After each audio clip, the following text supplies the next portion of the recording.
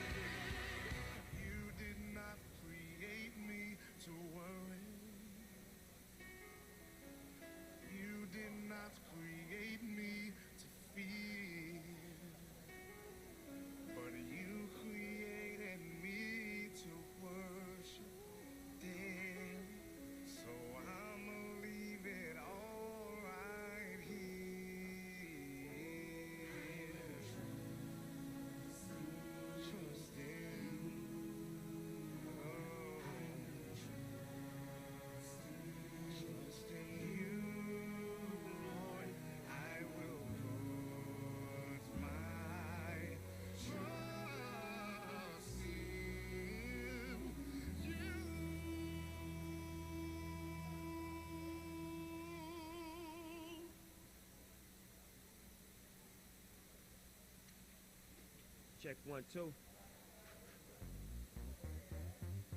I put it down for the LBC.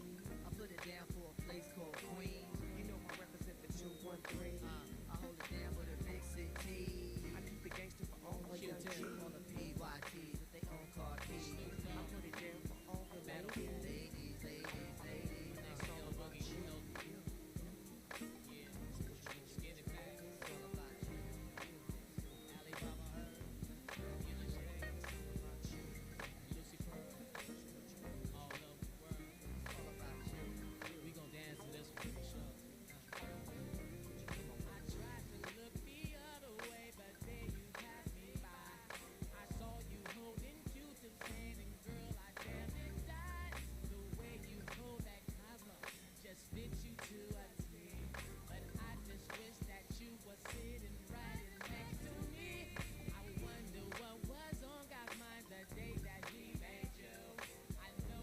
Testing, test.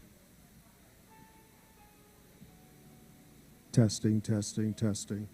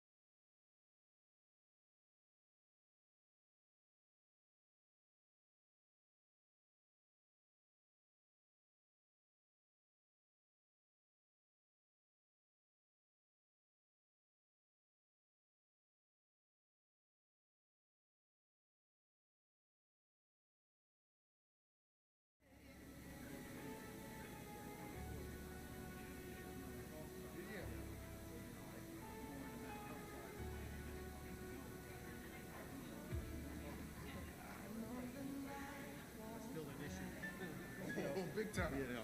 big time. Living proof Yeah. right here, Yeah. you know? Yeah, that's right. But okay, Yeah. we'll be in touch, brother.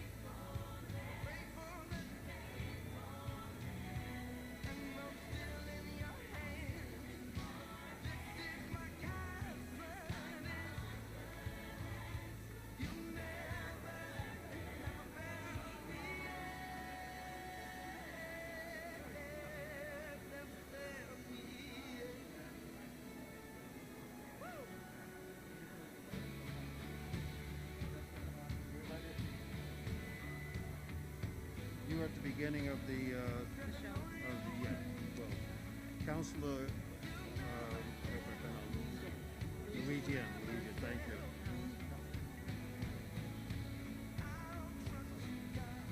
Here is where it's going. You're going to be here. We may be skipping all of that. 1, 2. All of these things, the introduction of these persons here. So they may or may not be here. So after we get into thanking the thanking the sponsors. Then if you skip all of that, if none of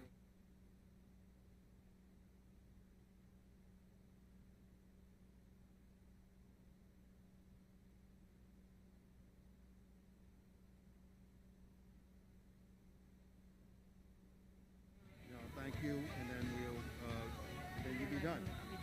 Yep.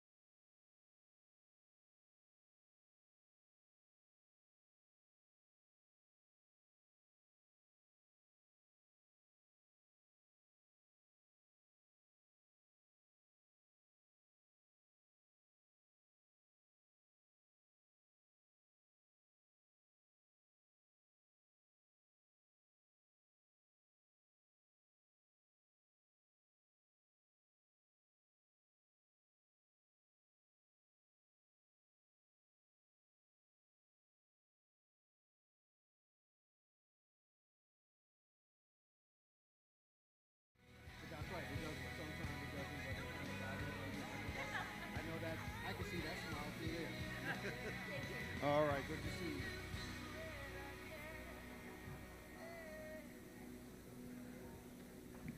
Testing, 1, 2, 3.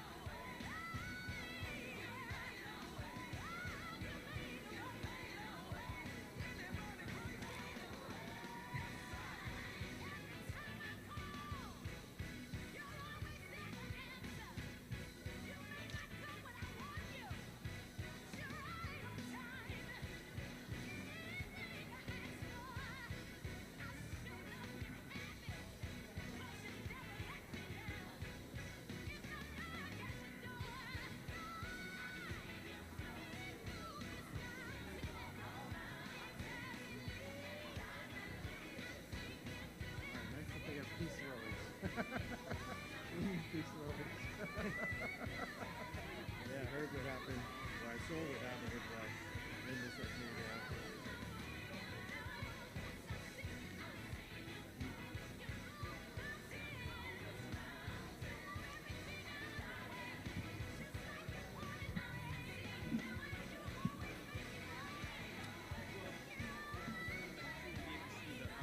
Ladies and gentlemen, brothers and sisters, I'm going to ask that if you want to stay in here, you must have your mask on throughout the entire event. If not, thank you very much, but you're going to have to watch it on stream. So if you don't have a mask, we need to make sure that you have one on. I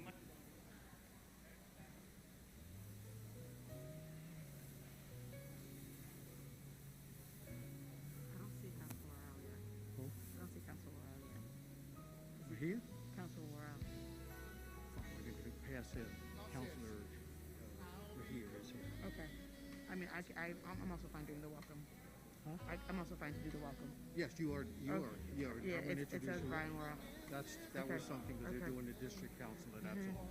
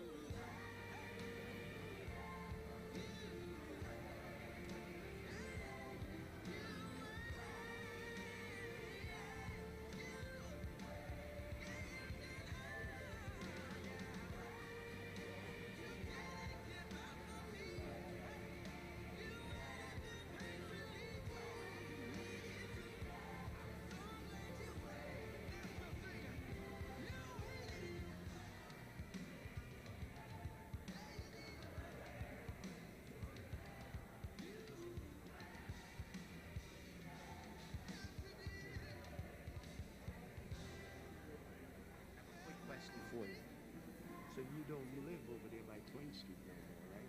Which part? Twin Street? No, I lived on Elmore. All the time? That's where, yeah.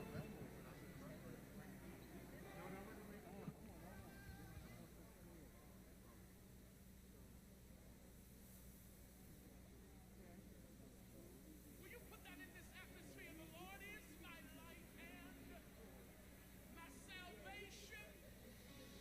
Whom shall I fear? Whom shall I be afraid? Real simple song. I want to teach it to you tonight. The Lord is my light and salvation. Good evening, everyone. Can I ask you to please take your seats? Chris Dempsey, can I have you over here? Yes, take it.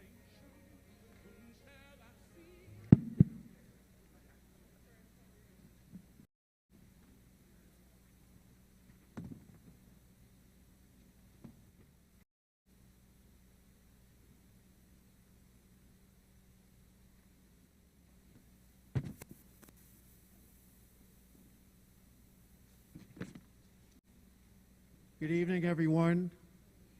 Oh, you're in the Baptist church. Good evening, everyone. Good evening. Thank you very much. My name is Joseph Feaster, and my co-host with me this evening is Counselor Lee Gion. I'm going to correct that. All right. Good evening, everyone. My name is Counselor Ruth C. Louisiane, one of your at-large city councilors. Very happy to be here tonight in my home church, Morning Star Baptist Church with Bishop Borders. Yeah, well, thank you very much, and I will get that corrected as we go on. I've been practicing, but practice didn't make it perfect, so I do. It's all right. Do It takes people a apologize. few tries. Yes, but nonetheless, we're happy to have you here this evening. This is my church as well for 34 years, and so I'm happy to be back here with the shepherd of this church, my pastor, Bishop John M. Borders III.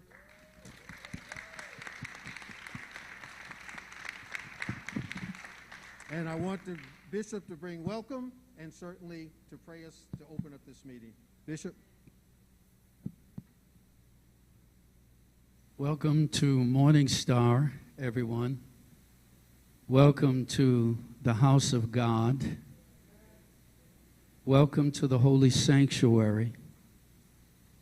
Welcome to the place that symbolizes the historic foundation for prosperity and responsibility, engagement, and challenge for African Americans since the times of slavery. Welcome to the Church of Jesus Christ. Thank you.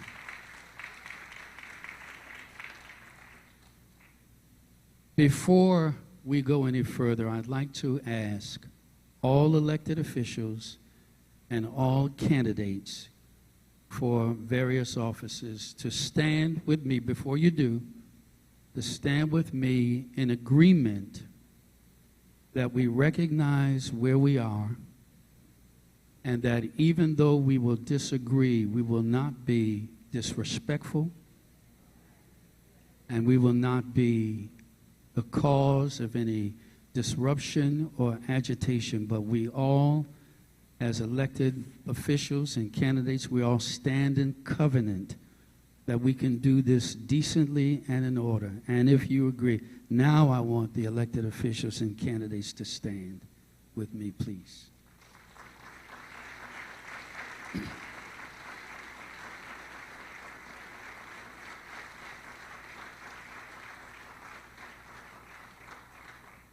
I'd like to thank you very much. I'd like to thank, first of all, I'd like to thank you for wearing your masks. I have mine. On Sunday mornings, we invite everyone to come, but because we're clustered together in such a small space, there is still a possibility that people can spread COVID or any other bacteria. So we're mindful of this, and even though this is a public meeting, this is a private building. So we're asking everyone to acknowledge the rules that we have in place here, because ultimately what we're offering is a word to this city, this state, and this community that the church is not just about by and going to heaven. As important as that is, we are concerned about the poor and the needy. We are concerned about doing things in justice. The Bible says to do justly, to love mercy, and to walk humbly with God. That is our concern here at Morning Star. So I'd like to thank all the people from Morning Star, all our AV team, and everyone that helps make this event possible. To our sponsors, those who are members of Morning Star and who are not, we honor you. We thank you for considering Morning Star to have this very, very important discussion, because where there is knowledge, there is power. And without knowledge, the people perish. So we're here tonight to gain knowledge. We recognize also that there are various candidates here and their people are here. And we respect who you support. We thank you for who you support. And we credit you for who you support. But we also ask that this does not become an issue where one supporter's people are louder than another supporter's people. We simply want to listen and be informed and leave here more empowered in our decision making for elected office and what will happen in terms of the Blue Hill Avenue corridor and what we're going to do as a people about white nationalism and racism, how we're going to combat that in the right way and in the right spirit. Oh, before I forget, may I ask any clergy who are here tonight, we'd like to acknowledge you. Would you stand? All the clergy who are here tonight. We want to thank you, all of you. Thank you. If you would take your posture of prayer as we look to the Lord. Almighty God, we come before you now. I come in the name of Jesus. But some who are Muslim, they come before you. Some who are Jewish, some who are other faiths, they come before you. And we acknowledge the fact that they are welcome here. And we are here tonight to listen, to hear, and to be informed, and to be authentic, and to authentically work for the peace of our city and our nation and the salvation of our people and all people at large. So bless this forum tonight, that it will be informative and that it will be instructive and positive. And when we leave this place, may we leave here armed with love and righteousness and truth and information. And may we go into the voting booths completely confident that who we decide. And lastly, you already know who is going to be elected to what office. But we will do our part to make sure that we have worked hard for that office. So bless all the candidates and give them words to say that our ears will ring and we will remember them on that given day. I pray in the name of Jesus and in your holy name, and all the collective faiths gathered, we pray. And let all the people say, amen. Thank you. Let's welcome Ruth Z. and Joseph Feaster, our sponsors tonight, that will lead us in the rest of our program. Thank you. Thank you very much, Bishop. Councilwoman Ruth Z. Always. Yes, once again, good evening, everyone. Yeah, thank you very much, Bishop. Thank you to the Morning Star family, particularly Deacon McConnell, the staff who I thought I had a loud enough voice, but I'll do it just for you. But I also want to thank the persons who also are helping us with the video, our security, in terms of our ushers, all of them. Thank you for assisting in this effort. My name is Joseph Feaster. I'm a longtime member of Communities of Color. I'm a member of this great church. I am an attorney with the law firm of Dane Torpy and chairman of the board of the Urban League of Eastern Massachusetts. I have the honor of having Councilor Lee Jung as my co-host today. I think I'm close to be getting it by the night's over. Yeah, I'll get it right. I'm getting closer. You know, in terms of they're going to have to, after a while, I'll just say parlez-vous français, and I'll be able to get it done. But nonetheless, I want to be able to. But I want to tell you a little bit about our co-host because she is an extraordinary woman, an extraordinary counselor. And I took this right off a web page because I wanted to make sure I was accurate when I introduced her. It says she's city councilor, Boston City Councilor at large, a grounded, thoughtful, and inclusive leader. The counselor is working to bring our neighborhoods together where shared prosperity is the foundation of a just and equitable Boston. The daughter of working-class immigrants from Haiti, Counselor was born and raised in Mattapan and Hyde Park and attended Boston Public Schools. Her first job at 14 was a walking tour guide with the youth organization My Town, offering a people-centered history of Boston's neighborhoods. Mayor Menino appointed her to a committee to redesign the student assignment process as a ward fellow. She also interned for former state representative Marie St. Fleur. Now, as an experienced lawyer, the counselor has practiced before Boston Housing Court, representing families facing eviction and foreclosure, worked to elect progressive prosecutors around the country, and supported voting rights cases before the U.S. Supreme Court. She also served as a senior attorney on Senator Warren's presidential campaign and drafted agreements netting millions of dollars for first-generation homeowners to help close the racial, homeownership, and wealth gaps with the Massachusetts Affordable Housing Alliance. As a city councilor at large, the counselor is fighting for affordable housing and homeownership, support for our immigrant communities, improved funding and teacher diversity at our schools, and using all the tools at the city's disposal to address racial justice and equity. Her tenure is historic. She's the first Haitian American elected to represent Boston citywide.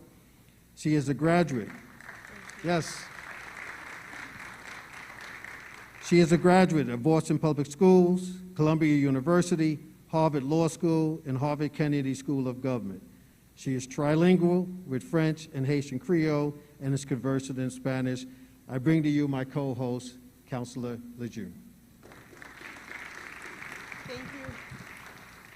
Thank you, oh, is this on? Okay. Thank you, Attorney Feaster. Don't worry, you will get the name by the end of the night. Don't worry. Sure. Hello, everyone. How's everyone doing tonight? I want to thank Bishop Borders for opening the church doors to us. This is my church home, as I said previously, and Morning Star Baptist Church stays centered in community, always opening their doors to these conversations. So thank you to all the clergy, to the multimedia ministry. I know that they're doing incredible work. Bobby Jackson and crew, some of my family's up there doing some ministry tonight. So thank you for making sure that this can be accessible to those who are at home, because we want to make sure that everybody in the house can participate in the conversation, but everybody at home too, right? So we have a very important election coming up on next Tuesday, September 6th. And so we are holding this forum so that we can hear from candidates, because we got to hear directly from them, right? About the issues that are important to us and to our communities, because too often our communities, our black and brown communities here in Mattapan, we are forgotten. And so we hear a lot of promises, we hear a lot of folks saying about how they're gonna go to the State House and make sure that our neighborhoods have the money that they need, that they're gonna center justice in the work that, all the work that they do. And tonight we can hold folks to task, ask questions, hear, and deliberate. So I wanna make sure that everyone has the information necessary to go vote next Tuesday. But I also want to encourage folks that to let you know that early voting is happening. So early voting is happening. We have 2 more days of early voting, tomorrow and on Friday. You can vote early at City Hall tomorrow from 9 to 5 and Friday from 9 to 5. And tomorrow there are 4 locations where you can vote early: San Nectario's in Rosendale, District Hall in the Seaport, BCYF Perkins on Talbot Avenue, and the Thelma Burns Center on Warren Street. So those are your options from 12 to 8 tomorrow if you want to early vote. If you forget that, you can reach out to me and I will remind you. And you can also check boston.gov/voting-Boston, and you can find out more information on where to vote. If you don't know where your polling location is, you can find out more information about your polling location. And I'll say this because I know that there are other folks. We have Haitian groups that we're sponsoring tonight. Si nous besoin plus information, nous can venir parler avec et puis m'avoir plus information. So thank you to everyone for being here. I also want to make sure that we thank all of our sponsors because this could not have come together. But before we do Yeah. that, because I know you want to do that very, very quickly, there's Okay. one other thing that I want to do, Okay. that may have is, we also want to talk about the persons who the communities of color have endorsed as candidates. We have one of them here this evening. I also want to acknowledge City Councilor Lara, who is here. If there's any other elected official that's not on the program tonight as a candidate, we want to recognize you as well. So Councilor Lara, thank you. Well, we want to Let me introduce some other people then. It's Councilor Tanya Fernandez-Anderson from District 7 who's here. Mm-hmm. We have Councilor at Large Aaron Murphy who is here. And then everyone else is a candidate who we'll hear from later tonight unless I'm missing somebody. I think that's everybody. Well, see, always great to have a good co-host. Teamwork makes the dream work. That's right. What we do have is a candidate for an office that we did endorse. We want to give him an opportunity to say a few words, and that is Chris Dempsey, who is a candidate for state auditor. Chris, will you come forward?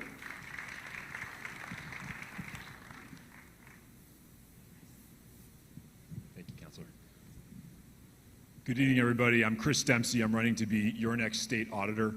I want to start with a thank you to the Bishop. Bishop, thank you for having me back into this beautiful sanctuary and for always inspiring me every time I hear you speak. I'm running as a first-time candidate, and one of the most important hurdles that a first-time candidate has is succeeding at the Democratic Convention in June. And that's a daunting task. We built a coalition statewide that was successful at winning the convention in June. But there is one group that really got our campaign over the top, and that's the Communities of Color Initiative. Thank you.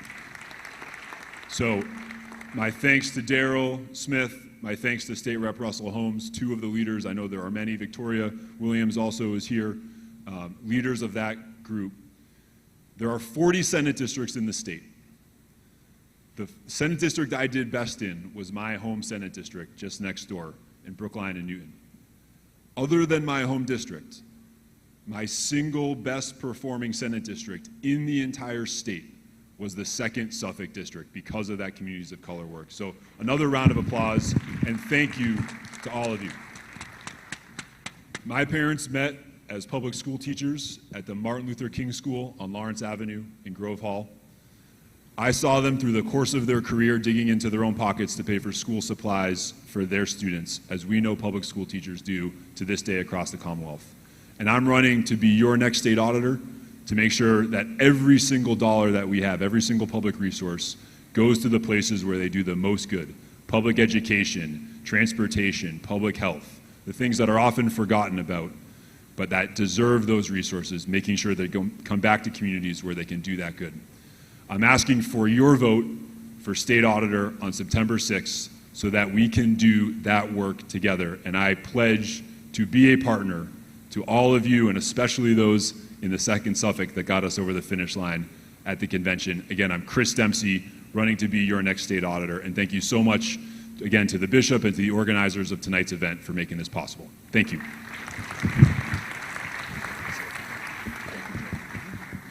Thank you. And I can attest that Chris, I think one of the first times we met was last Thanksgiving when we were giving out turkeys on Talbot Avenue.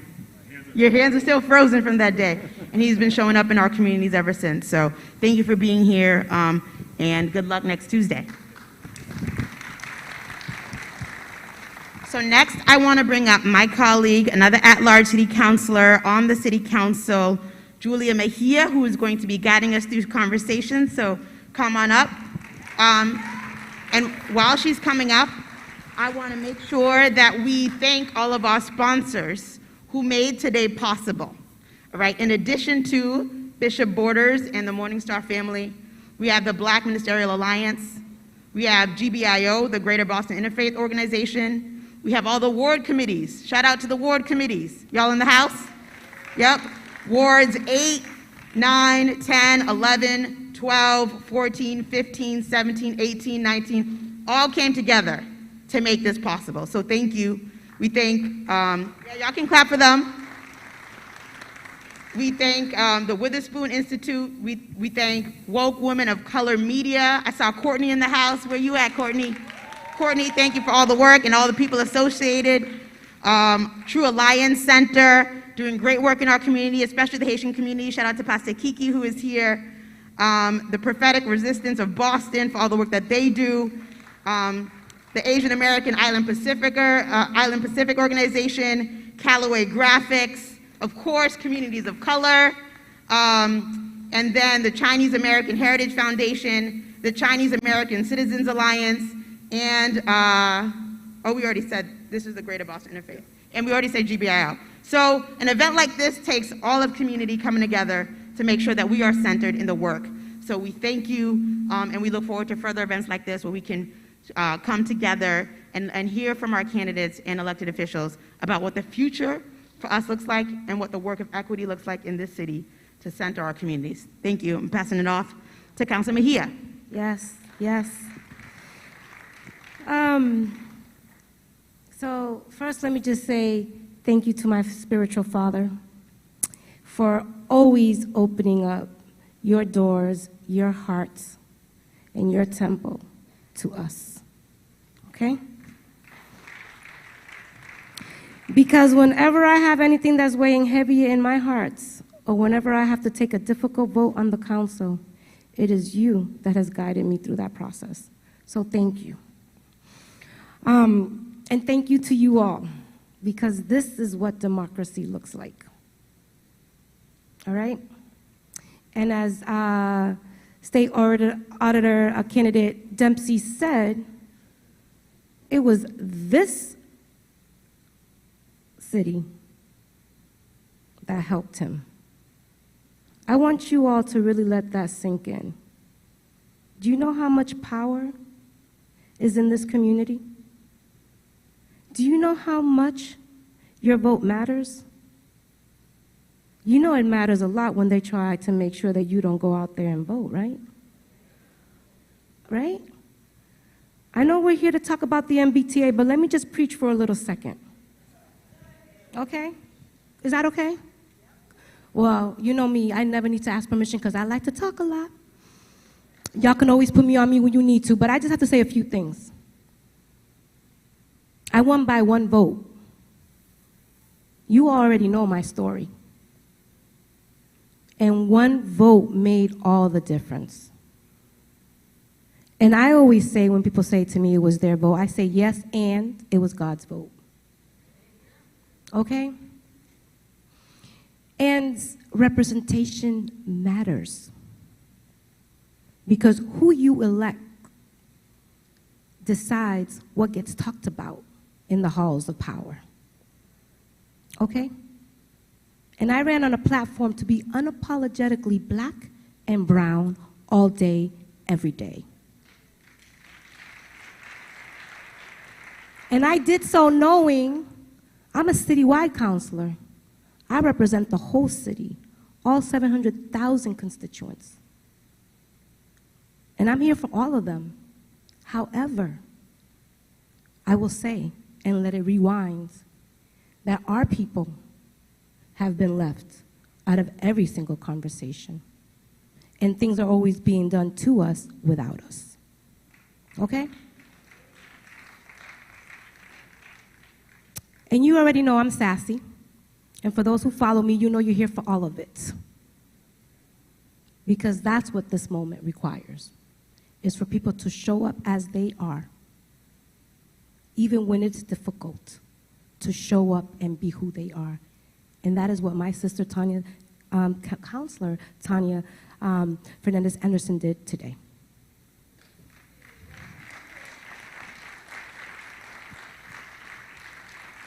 Okay? These moments require all of us to show up as we are. And you saw that flyer? everyone on that flyer that's running is black or brown.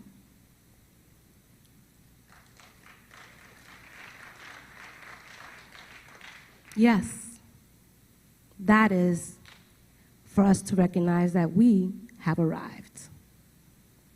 And we are not going anywhere. We don't die, we multiply, and that's what's about to happen here tonight. Okay? So, what I was asked to talk about, now that I have hogged up 5 of my 10 minutes, is the MBTA center bus lane conversation that we had here in January. Thank you again, Bishop Borders, for creating space for community to talk about something that was being done to them without them. So we gathered here in January to discuss the community process around this, the redesign.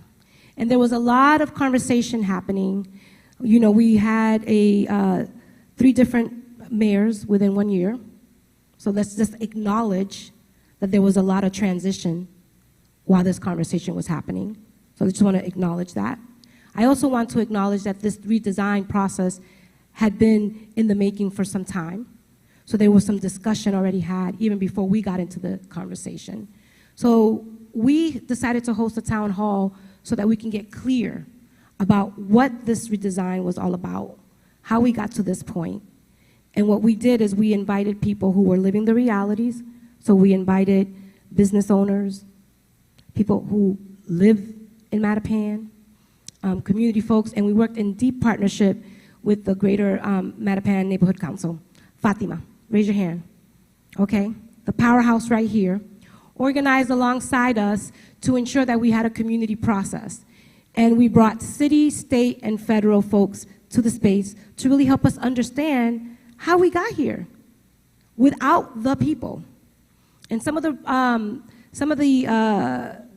not promises, some of the recommendations that were suggested was that the city was going to work on developing a community engagement process that was going to be working to engage people in different ways, because it was clear that that was not happening. So here we are. Where is Mr. Smith? And where is State Rep Russell Holmes? I'm going to ask you to come up here. I know you were not prepared, but in a lot of ways, the work that we were doing was under your leadership as well. So I'm going to ask Rep Holmes to talk a little bit about how we got here to begin with, so that you could understand that process. But at the end of the day, there's still so much more work to do, and the city is now working in deep collaboration with organizations so that if the redesign happens, it happens with a community-centered approach, and that those who are living the realities and who are going to be most impacted are able to inform the work. But we would not be having this conversation if Rep Holmes would be able to help us understand how we got here to begin with. All right, Councilor Mejia, thank you so much. I will try to just share just a little bit of the history, which is what I was asked to do in January, because I know sometimes folks feel like this conversation just started, but it really began, quite frankly, when the Center Busway got real serious, when the black president at the time, Barack Obama, decided to call Deval Patrick, the black governor, and say we want to put money down the heart of the black neighborhood, which is Blue Avenue. Let me just say there is only 2 places in this state where you can have a majority black state rep district. Both are anchored where we are, Mattapan. So the only 2 places when we went and did all the redistricting map that you can put a greater than 50% majority people that are black together was in both the 6th Suffolk and the 12th Suffolk. And so the thought of starting in Blue Avenue and starting down in Mattapan Square was not strange. And so in 2009, we put that together. There was a conversation. I think there was initially 13 of us who were part of that group. And we were set together, as none of us were elected, to say, hey, here's what we as a community wanted to have as a conversation. Long story short, we divided. There were 5 folks who thought we should do it down Blue Avenue, 5 folks who did not. And the electors at the time decided that we would send to the government, the feds, and turn down the $127 million that was being proposed. And so we have since then had what's called RDM, which is the Roxbury Dorchester Mattapan Review, a $300,000 study to say, hey, what is it that we should do down this road? And then, of course, we all knew what they knew, and that is, obviously, we not only is this the busiest bus route in the entire Commonwealth and the busiest set of folks who has the most amount of need, but we could have put a trolley, we could have put a train. The amount of folks traveling up and down Blue Avenue is that great. And so, to be brief, because I know I'm on the stage later, we just have to center this conversation around what you mean, Fatima. We were having a conversation that we need to go block by block, business by business, and say now how do we center this conversation, because we've gotten the federal money, we have a commitment from the MBTA around state money, and we have city money. And I just say to everyone, bring all of the challenges that you have. I love it like when we had Casey Overpass, the bridge next to Forest Hills. We entered that conversation believing that we should put just another short bridge. That bridge was tall before we knocked it down because the Orange Line used to run under it. But we ended up by just having a data-driven conversation that we ended up not building a new bridge at all. And so I'm hoping that through this new process, we decide as a community, by data, what is the right thing. And so hopefully between the state, the city, and obviously the feds, we will have a honest conversation about what to do. Because Blue Ave obviously used to have in 1950 and turn around and obviously in front of the park, it used to have a trolley down the middle. So the problem just became in 2009 when we get to Grove Hall. When you get to Grove Hall, having us go down Warren Street became the big dividing line, and then Bob Terrell and all of the others were saying we should go underneath if we were going to build a busway or a trolley. And so that's where the conversation begins. We have continued to have studies around what to do next, and that's as brief as I could make it from where we started in 2009. Thank you. Can we give it up for him? Because he was not prepared to do all of that. And so I want to end with what I started with, is to remind you all again of your power. Because in January when we met as a community here, I believe it was over 150 people were watching on Facebook from Morning Star. We have folks who were Zooming in, and we had this place packed, right? And it was in that conversation and what transpired as a result of it that we were able to put this conversation on pause, because they were not going to steamroll without the people who were going to be most impacted. So again, reminding you of your power.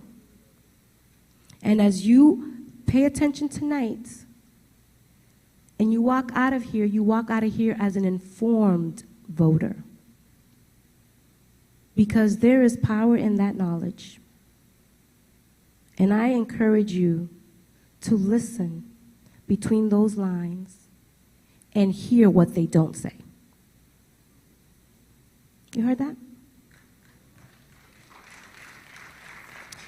With that, I am not going to be any more saucy than what I need to be, and I'm going to give the mic back because I believe my portion of this program is done with. Right, Joe? Thank you. Let's give a hand for Councilor Mahir. Thank you very much, Representative Holmes, for that. Please, please pay close attention to what's going to be happening in our community. That issue about the transit change in terms of the bus lane down the center of Blue Avenue is critical to our livelihood, our businesses, our neighborhood. So your voices need to be heard continuously. Speak to our elected officials, attend the meetings that are going to be held. So again, let's give another hand for Councilor Mahir and Representative Holmes. I introduced the state auditor candidate, and I introduced him because of the communities of color, as he pointed out at the convention, supported his candidacy and led him to be to win or be the first as the candidate for state ordered at the convention that was held in July. But let me also mention here, the communities of color have also supported and endorsed the gubernatorial candidate, Attorney General Maura Healey, for the Lieutenant Governor candidate, Salem Mayor Kim Driscoll, the Attorney General candidate, former Boston City Council President and Boston mayoral candidate, Attorney Andrea Campbell, Secretary of State candidate, President of the NAACP Boston branch, and Attorney Tanisha Sullivan. And as I mentioned, Chris Dempsey for the order of the candidate. Let's give them all a hand. We're asking that you endorse, that you vote for those candidates on September 6th. So let me as well tell you a little bit about communities of color. Communities of Color was founded in 1994 by Darrell Smith and Brooke Woodson, and the impetus for initiating communities of color was the deficit of blacks in Boston having a role in the political landscape in Massachusetts, particularly in Boston. Thus, COC was born. Since then, Communities of Color has worked on numerous political campaigns, most notably the late U.S. Senator Ted Kennedy, the late Mayor of Boston, Tom Menino, and former Massachusetts Governor Deval Patrick. CLC has participated in political forums, educational sessions, and programs like today's. And again, if you are interested in finding out more of what we do in Communities of Color, please see Darrell Smith, Victoria Williams, or any of us who are involved with Communities of Color, and we can provide you with more information. But today's program, which is focusing on the proposed Blue Hoo Avenue bus lane, we're doing that, COC is doing that because we recognize that the community must be informed, educated, and their views must be considered on this issue. COC is hosting today's candidate debate to bring attention to many issues, many of which you will hear as the candidates are questioned by our moderators, but issues which are facing our neighborhoods, but particularly we wanted to focus on the bus lane issue and the neo-Nazi movement. And we wanted to make sure that you, our community, hear what these candidates have to say and what the position is on these particular issues. Now, as you noted on some of the literature persons, and I just wanted to acknowledge for all of you, Crystal Haynes was to be a moderator here this evening, but for personal family reasons, she wasn't able to join us, so I wanted you to be aware of that. I don't know the extent of it, but we'll send her our prayers as well. The program today is going to be possibly 3, possibly 4 segments, but I'm going to tell you what the segments were to be, and we'll see if we will get through all of them. Of course, we have here the candidates for the 2nd Suffolk District for the State Senate race, and that is that panel is going to be moderated by award-winning journalist and host of City Line on WCVB TV 5, Karen Holmes Ward.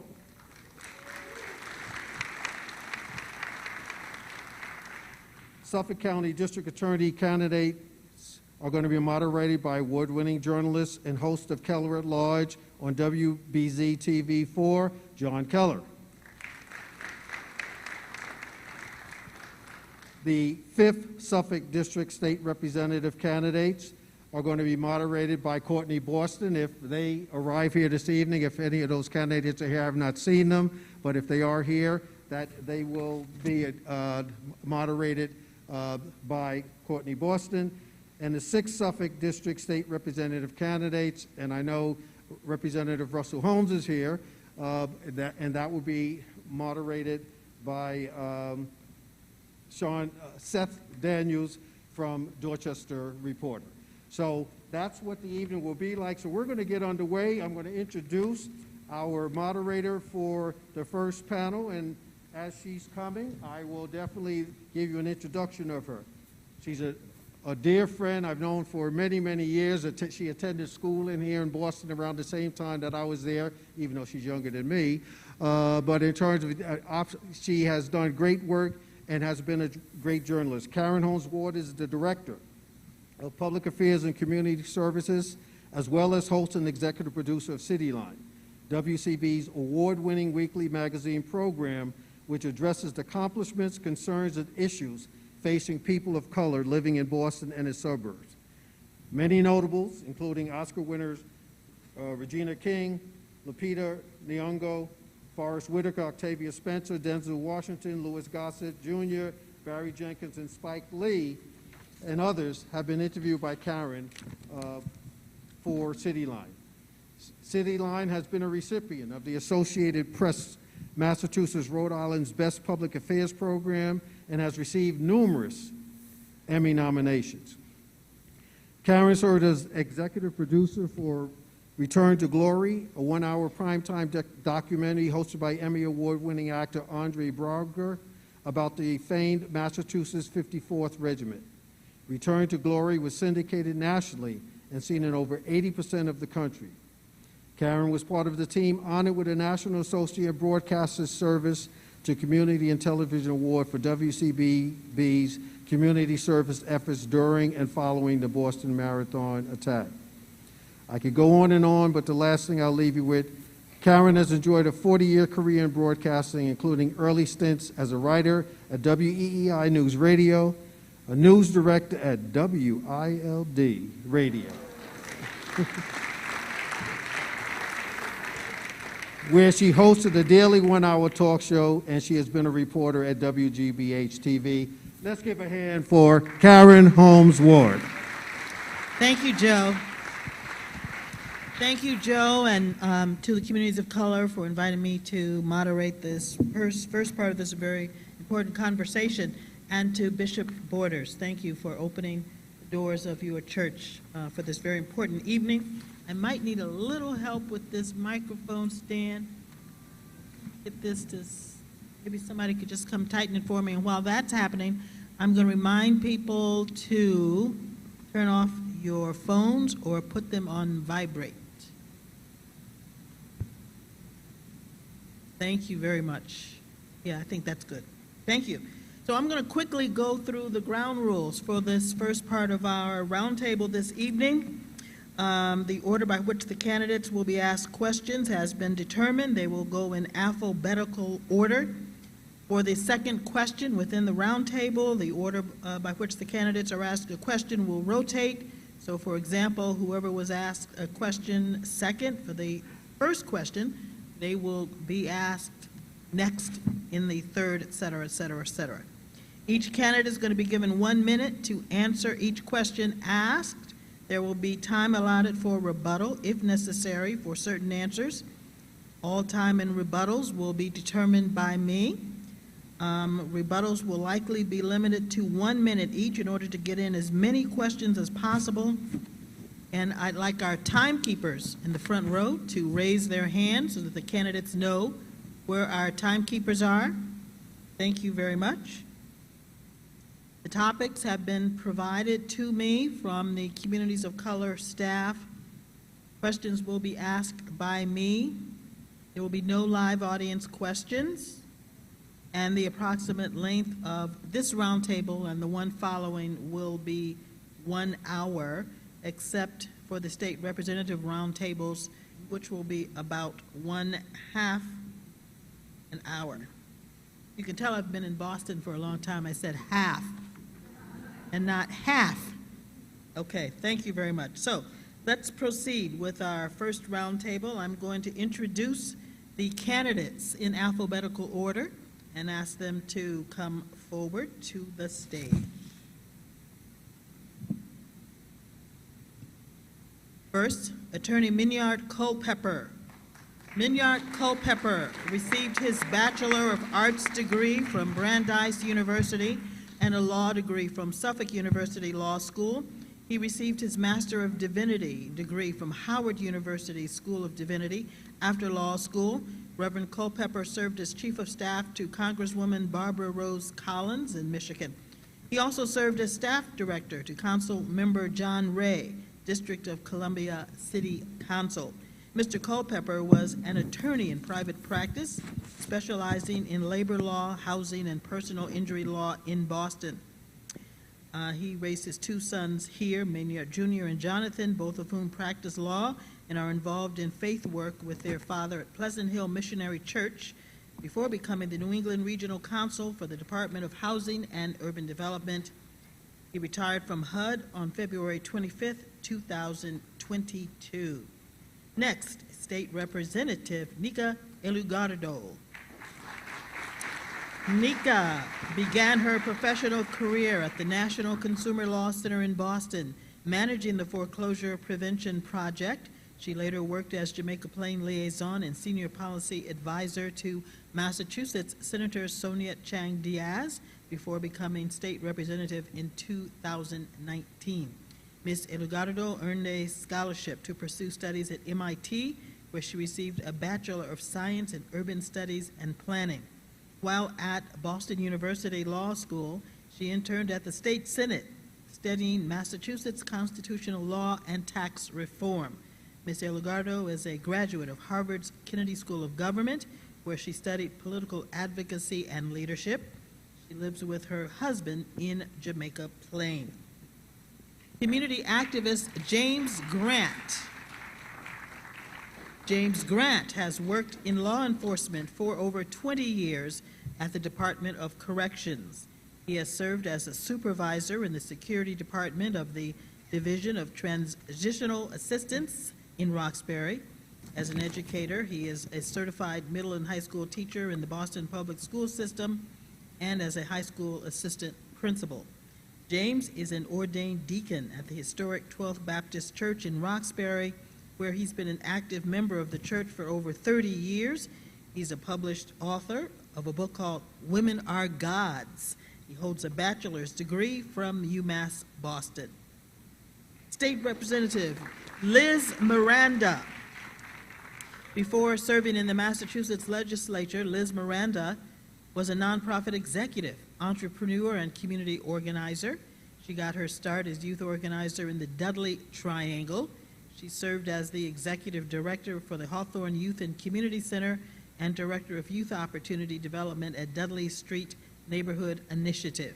Ms. Miranda is a Wellesley College alumna and graduate of Boston Public Schools, graduating from the John D. O'Brien School of Mathematics and Science.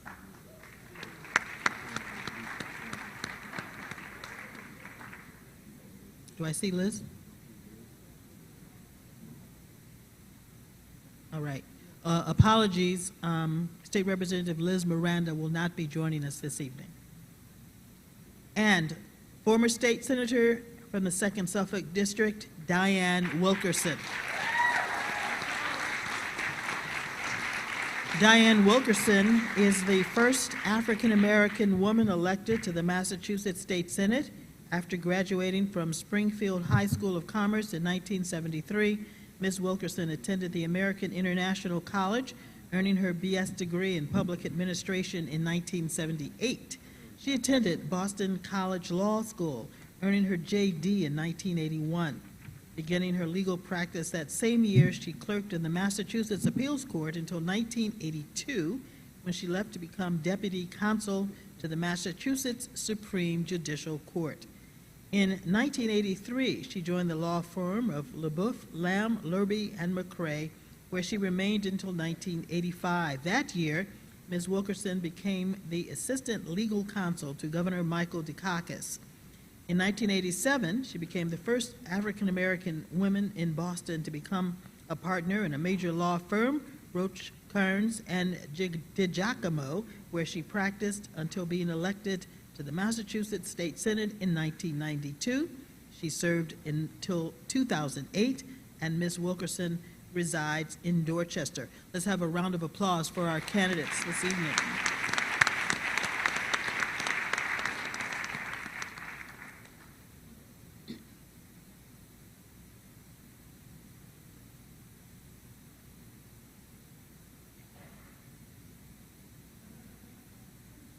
All right. I've been asked to share that one of our candidates can't join us because she has been diagnosed with COVID. And so she's chosen not to be here with us, and we thank her for keeping our health first and foremost.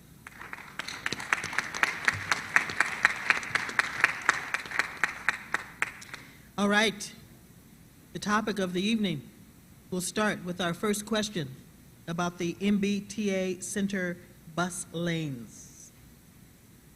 The Center Bus Lanes project is described as an effort to improve bus speed, increase reliability, and reduce crowding.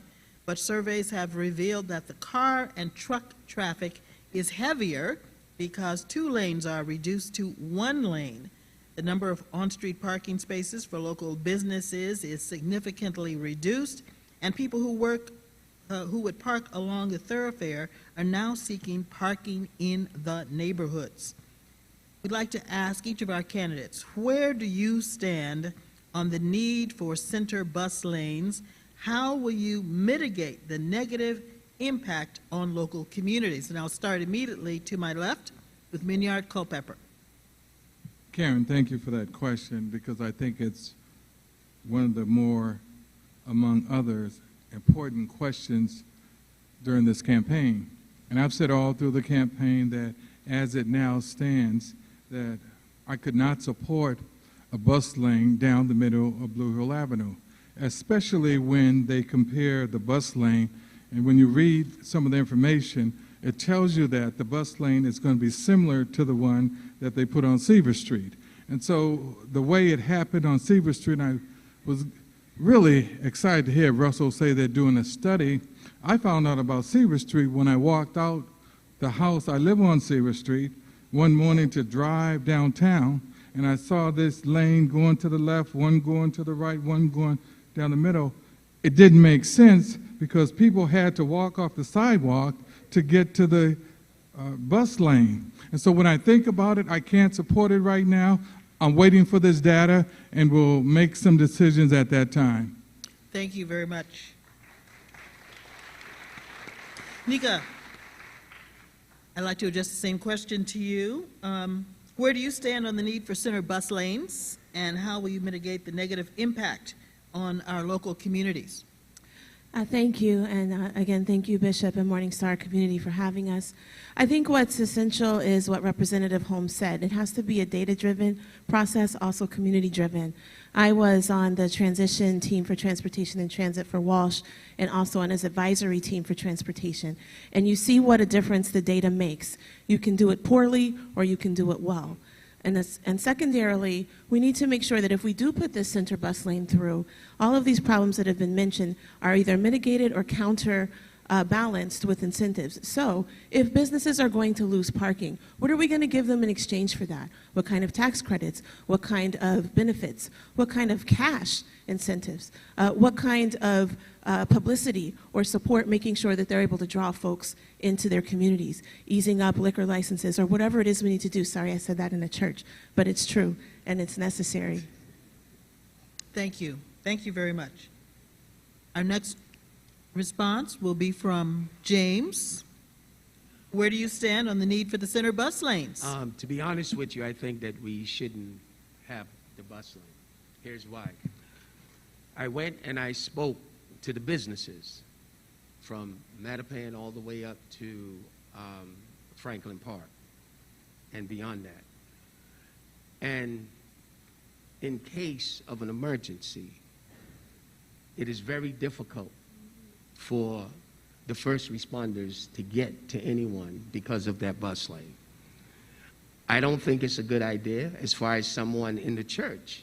Something happened to the churches that's also on this avenue. I don't think it's a good idea because it'd be very difficult to get the first responders in and out. So we need to revisit that. It's not even something to think about. The businesses would lose business because there's no parking. Everybody, sometimes when we come out, we want to go to some place that's very comfortable where we can get out our car and get into our car. So I don't think it's a good idea at all. Diane, where do you stand, and how will you mitigate the negative impact on the community? Good evening, and thank you. And I want to thank the Bishop and the members of Morningstar. Joe Feaster has 2 years on me, 34. I've been here for 32 years, and I'm proud to be here. So here's the rundown. The idea of putting a bus line down the middle of Blue Hill Ave may be the worst transportational idea ever to be presented to this community. Here's why. Here's why. First, we're doing this to accommodate traffic that comes from the Milton line and all the people who come through. They don't stop. They don't shop. All they do is leave exhaust. That's not for us. I lived in the Lower Roxbury and watched that community change and drive the black churches out.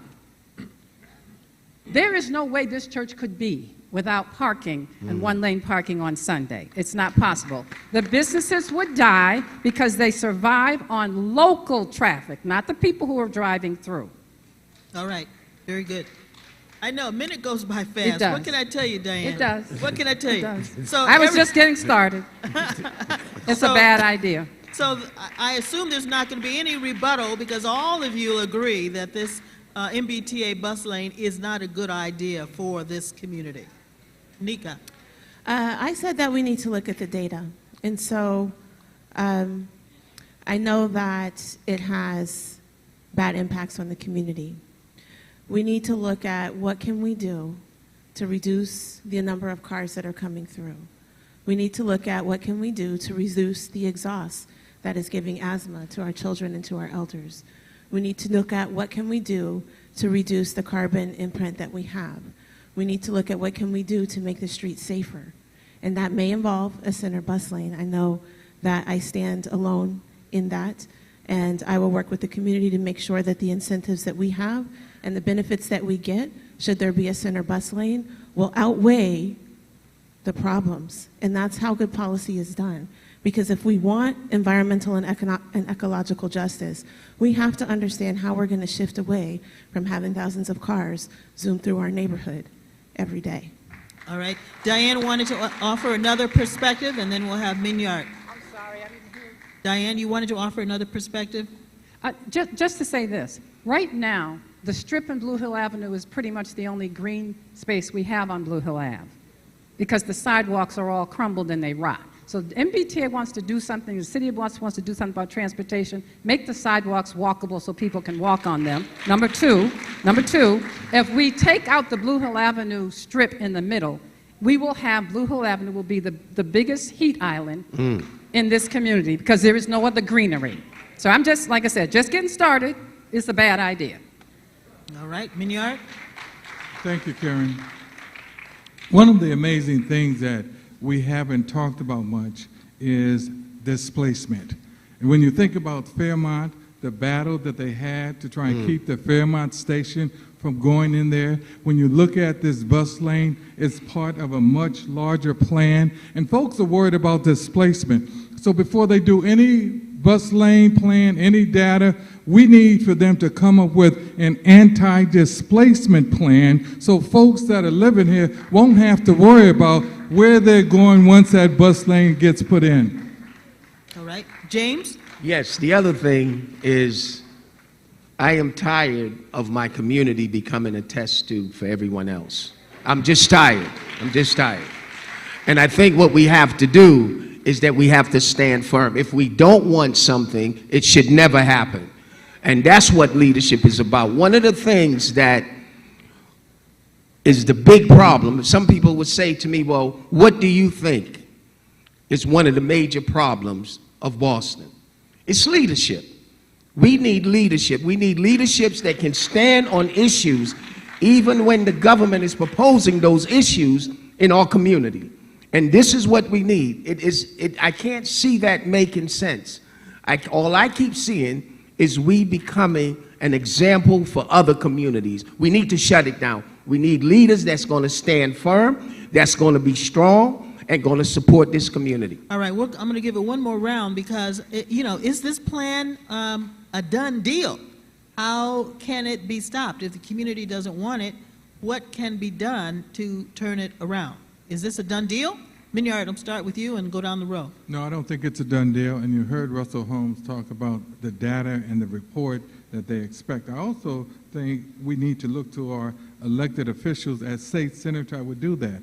Ayanna Pressley has a big role in whether this happened. Congresswoman Presley was the one that secured that first funding. The mayor, go to the mayor And I've said throughout this whole campaign that when I get to Beacon Hill, me and your Culpeper is going to make good trouble. If it means making good trouble the way John Lewis and Martin Luther King made good trouble, then we're going to have to make good trouble to make sure that it doesn't happen. And so I'm running because I want to make good trouble, and if it means making good trouble to stop this lane, then we'll have to make some good trouble.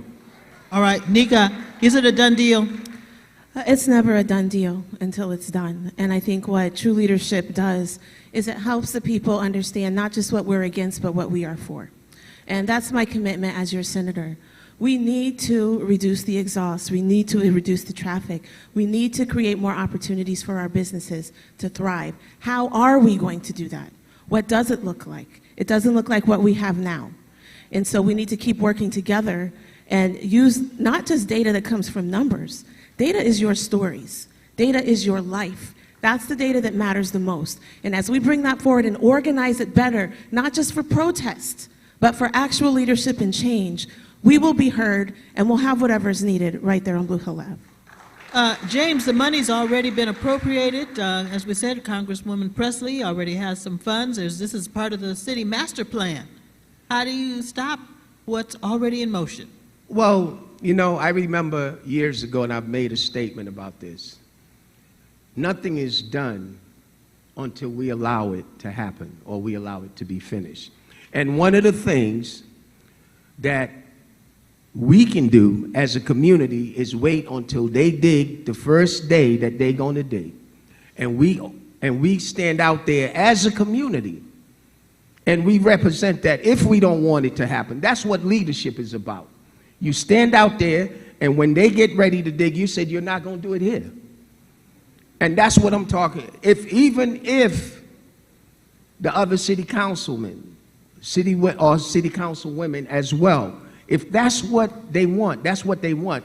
But what is it that the community wants? That's the most important thing. If the community don't want it, then we don't do it. We stand firm and get these leaders and make them responsible, from the government to the mayor to anyone that's in leadership, even including me as I become your senator. Diane, how do you turn around a steamship that's already heading in one direction? I think one of it is to have an elected official who understands the fundamental process of representation. It's not for them to tell us what we think you should be doing. If you're responding to the community, there's been 2, if not 3, community meetings. They are overwhelmingly opposed to it. So I'm not even sure why we're talking about what if it still happens. It's not enough for the elected official to say, I know that's what the community doesn't want, but this is what I want. So to me, the bottom line is, if you don't want it, you elect me your state senator, because I'm not going to let it happen.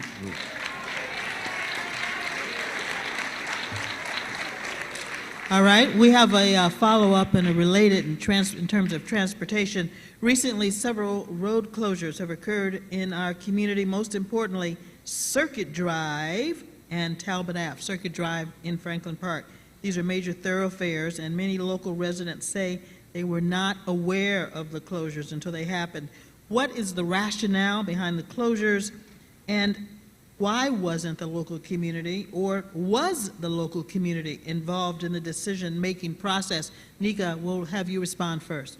Thank you. Whether we're talking about DCR or BTD, so city or state, we do not have in place consistent processes for community communication in 2 directions. And so if something's being shut down for safety, or we could even look at the Orange Line and what's going on there, we're just informed about it. Now, with the KC Overpass process that Representative Holmes mentioned, we had hundreds and hundreds of hours of community engagement. With the transition team and the transportation advisory team for Mayor Walsh, we had hundreds and hundreds of hours. We involved youth, we involved elders, we involved T-Riders Union, we involved residents groups. And so a key component of my leadership as a state rep now that I would bring into the state senate is making sure that our neighborhood associations, our ward committees, and our main streets are working together regularly so that we already have a plan. We want to write that plan out. And that way, when something comes into our community, whether it's development or a closure, not only do we know about it in advance, but we have our plan of action for what we want to do to get what we want. James, what's your perspective on the road closures? The Circuit Drive and Talbot Ave, what's your view on that? Wait, repeat that again, I'm sorry. What is your perspective on the road closures of Circuit Drive going through Franklin Park and Talbot Ave? I think what we should do is, on that, is, I think, Yes, so in Franklin Park, some of the roads were closed. There is a proposal to close down the roads to manage traffic, to manage some of the bikes and the motorcycles going through the park. There's been some suggestion that people in the community didn't know that these roads were going to be closed. So what is your view on that? okay, thank you. Thank you for repeating the question. Mhm. Again, anything that the community wants, I think that we should do. If the community don't want it, then we shouldn't do it. It's just plain and simple. And that's the main important thing. It doesn't matter because of a person's political status. If they want it, that it should happen. We always have to confront, and we always have to respect the decision of our communities, and that's something that it has not been happening. So whatever the community wants, as far as that's concerned, I think that we should do it. All right, Diane? I think I want to answer this question you ask. If you walk around, if you drive Blue Hill Avenue on the weekend, there's a sign at Franklin Park that says no through traffic. It popped up out of nowhere, no discussion. And I think sometimes the best elected officials, things happen. Okay, they got you. The sign's there. The sign's been up for about 2 months. It should never have stayed up. If you get me the first time, as elected officials, the responsibility is to say, get rid of that sign. Because understand, that sign is only on our side of the park. People got to pay attention to what's happening here.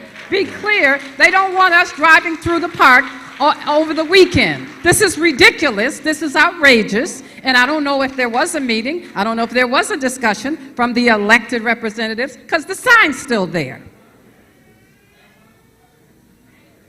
Elect Diane Wilkerson, your state senator, on step number 6.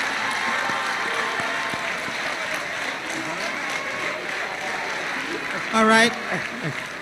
To your point, Diane, there's been some suggestion, lots of suggestion, in fact, that the road closures are favoring one neighborhood on one side of the park and a neighborhood not on the other side of the park. Correct?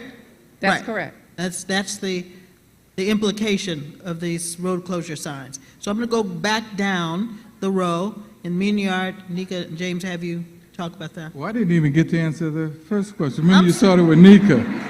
So let me pick up on that.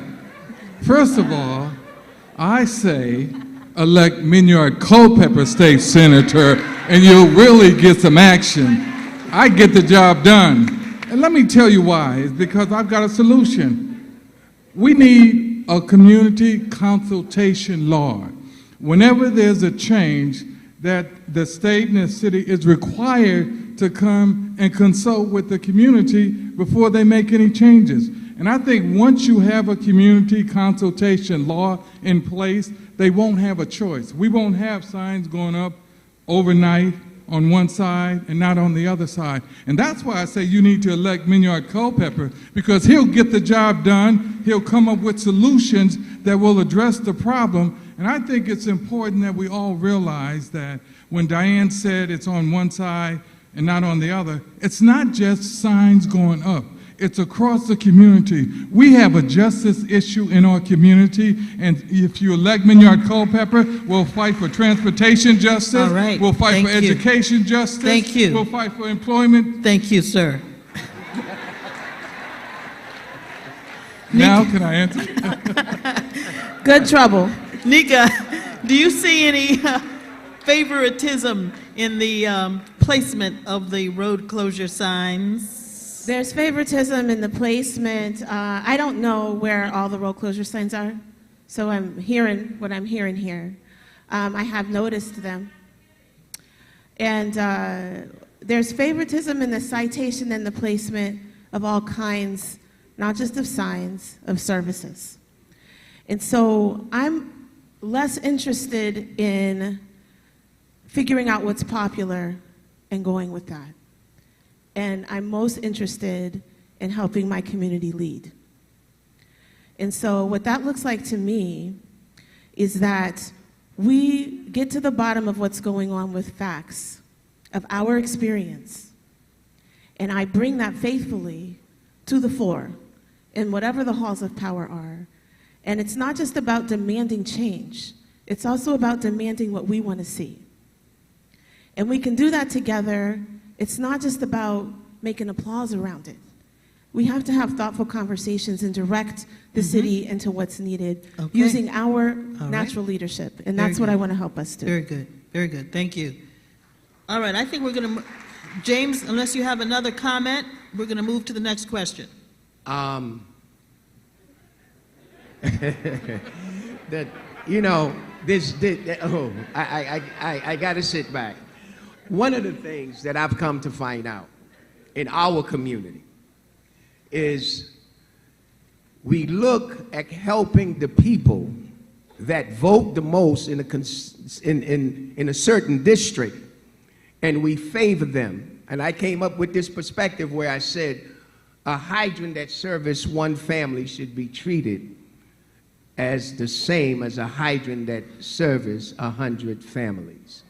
And we need to understand that we cannot have disparity in any form of our communities. We need all the help that we can get to support the other issues that is coming down, such as high rent. We have disparities among each other. We don't need to be doing this. We don't need to be blocking the streets off to favor other areas of the community. Thank you. Thank you very much. Thank you. I'm going to move to our next question, which is about neo-Nazism. Neo-Nazism is a national phenomenon with representation in many states, sadly, including here in Massachusetts. It borrows elements from Nazi doctrine, including anti-Semitism and racism. How should we respond to the appearance of neo-Nazi symbols in our communities and neo-Nazi demonstrations in our communities? And Nika, will have you respond first. First of all, our law enforcement has a lot of discretion in how they handle people coming through our city. And what we've noticed is that if it's a black protest, that discretion is weaponized against us. And if it's a white protest, there's ample latitude given for them to cause harm to our community psychologically and physically. And so we have to hold them accountable. I want to see those policies. I want to see where there's room for discretion and remove it. Because I want to see equity, no matter who's coming into our city, that they are held accountable. And when we know they're coming to harm, as we did in these last neo-Nazi movements coming through, we knew that they had been causing damage in other cities, and we did nothing about it. And so we need to hold them accountable. Councilor Tanya Fernandez-Anderson, I don't see her there now, but she played, oh, there she is. She played a tape today of hate speech that she received. I want to know how many of your colleagues stood up for you against that. We need to stand together. Thank you. Thank you. James. Wow. James, what do we do about this neo-Nazi presence in our communities? That's a loaded statement. That's a very loaded statement, because if it was any one of us that were organizing in that manner, there would be a lot of law enforcement coming out. And I look at that, and I have to say to myself, I can't see anyone organizing to that capacity, doing that much damage, and the mayor didn't know about it.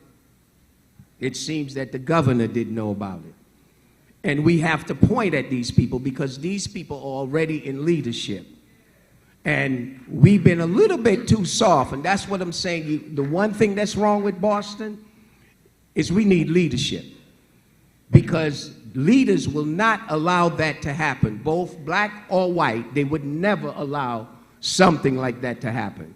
All And right. that's what we got Thank you. to pay attention Thank to. you. And Thank that's you. why you should vote for Thank James you. Grant as Diane, your senator. thank you very much. Diane, how do we respond to this presence of neo-Nazis in our community? I think that we have to be careful and not get confused by the shiny trinkets. It's about racism. We all want to be so nice. It's about racism. It's about white supremacy. And I have said from the Saturday that I saw that march, I am much less concerned about watching people walk around the city with a mask on Saturdays than I am with knowing that on Monday morning they're sitting in the banks, in the hospitals, in the offices, in the insurance companies, in the mortgage companies, and that's what we have to address, right? That's the issue, that we want to be nice, we don't want to offend anybody, and yet we say we want to have a real conversation about racial reckoning and social justice. It's not going to be pleasant. But I don't think it has to be confrontational, disrespectful. But if your concern is about making people uncomfortable, you ain't real.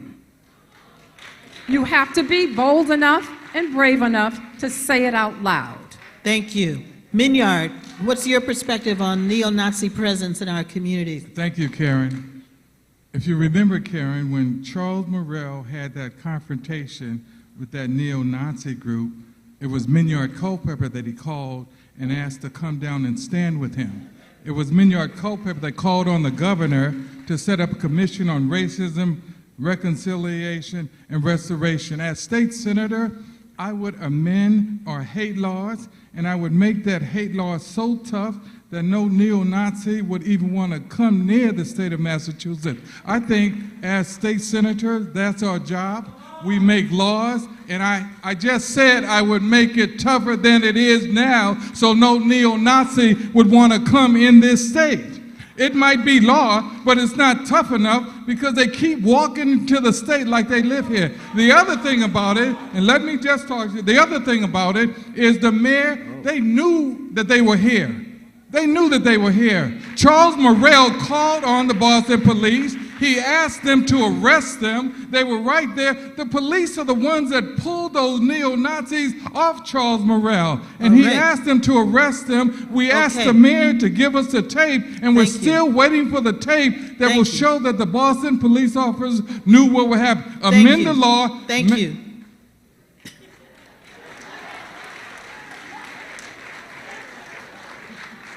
I love you, Karen. All right. Our next question, James, you're going to be responding first to this one. Mass incarceration. In 1970, the era of mass incarceration began. This growth in the nation's prison population was a deliberate policy. People of color are nearly 6 times as likely to be incarcerated as white people. How will you use your office as a senator to reverse mass incarceration? How will you address the negative effects of mass incarceration? Okay, if I hear you right, one of the things that I would do is when the youngsters get into jail, I would make sure that they educated. I would find out where they level of academics or intelligence are, and I would set a tone to find out whether they should continually go into college or whether they should go to a vocational school and learn a trade. At that point in time, that when they re-enter into society, they will be a better person. And one of the things we have to do, not only for that question, but our younger youth, is that we have to make sure that we continuously press education and trade schools. All right, thank you. Diane, your response. How will you address the negative effects of mass incarceration? Well, negative effects of it and dealing with it, maybe 2 different things. Go right ahead. So first, we don't need any more new prisons. We actually have more, I think this is something that Rep. Elagardo or Rep. Miranda said last week at one of our forums. We now have more correction officers per cap than we have prisoners. Like at places like Framingham. Understand it has become a money business for people, where we spend more per year for incarceration than we do for education of our children. That specific issue is one about legislative leadership because they control the budget. And so you have to be either screaming or fighting or meeting, but we have to change that. Second, I actually, before my own experience with what I call it my involuntary spiritual retreat, my ISR, before my ISR, I thought I already knew so much about Corey and did much. I learned so much more, which is why much of the reentry, formerly incarcerated community is supporting me. They now own me as one of their own, and I'm proud of that because they are the ones who have much of the answers to the questions that are answering, and those answers turn into policy. Thank you, Diane. Thank you. Thank you. Minyard, how will you address the negative effects of mass incarceration, and how will you use your office to reverse mass incarceration? Thank you, Karen. As state senator, and I do agree with Diane, that we need to shut down private prisons because private prisons make their money off the young folks coming into the prisons. It's part of mass incarceration. And the amazing thing about that 3 strikes and you're out bill that President Bill Clinton signed into law, I was chief of staff for the congresswoman at the time who stood up and fought with the president toe-to-toe on that 3 strikes and you're out law. So I think you need to first outlaw, through law, private prisons, because without young folks being incarcerated, the prisons can't continue to exist. Everybody's making money off of those young folks except those young folks. So if you shut down those private prisons, create programs to give those young folks jobs from when they come out, they won't be going back into prison because they'll be working and the prisons will be shut down. I think you really got to shut those private prisons down. Thank you. Diane and I do agree on that one. Thank you. Nika. A little over a year ago, I was coming out of a hospital, and Pastor Womack, who I think is here tonight, was there with a youth who was coming out of the hospital at the same time. And it turned out he was one of the kids that had been shooting in my community that I had been looking for as I've been working with kids that were committing crime and helping them get more engaged in jobs and trauma-informed workforce development. I said to this young man, you have the bearing of a leader, and you're smarter than most of the people I can already see that I work with in the State House. No offense to them, but you're brilliant. I had heard things about him. He went on to help me engage with multiple other people that have been shooting. They put the guns down. They got jobs from the $1 million earmark that we had brought in that has since been increased. And when they started working, they started de-escalating the crime and the violence that was happening in my community. We need a district attorney that is going to make sure that those kids get another chance. And on the other end, we need to make sure that we're getting the people out. Most of our men and women in prison do not belong there, and we need to get them out now. Thank you very much. Our time is very short this evening, and we are going to ask our candidates to offer a 1-minute closing on why you would be the best person to fill this office. Mr. Culpepper, we'll start with you and move to my left. Thank you, Karen. This election is a significant election, and it offers a clear choice. When you think about this election, I've worked for 27 years for the Department of Housing and Urban Development, building housing. I am the housing candidate, and I will be the housing senator. My opponents have talked about building housing. My opponents have talked about housing. I built housing. I put families, friends, neighbors in their homes. They're still in their homes. My opponents have talked about safety. Right now at Trotter Park is a program that we have, the Trotter Park Peace Program, Bishop, with all young folks in it that have all Corey records, but we employ them all summer, move them into full-time jobs. I'm the one that has gotten young folks out of the gangs and into full-time jobs. My opponents talk about economic development. I'm the one that pushed for them to rebuild home ownership, multifamily homes. I am the housing candidate. I'll be the housing senator. Thank you. Nika. Right here in this congregation, I learned, as I have in congregations I've visited all year across the district, God is doing something very powerful in this city. We feel the suffering, but we are determined not to waste that suffering. I myself have lived in 6 of the 7 neighborhoods of the district because of my own housing insecurity. And by God's grace, my husband and I have recently bought a home through much trial. After a couple of tries where we lost our whole savings helping our family because of mental illness, because of gun violence, etc.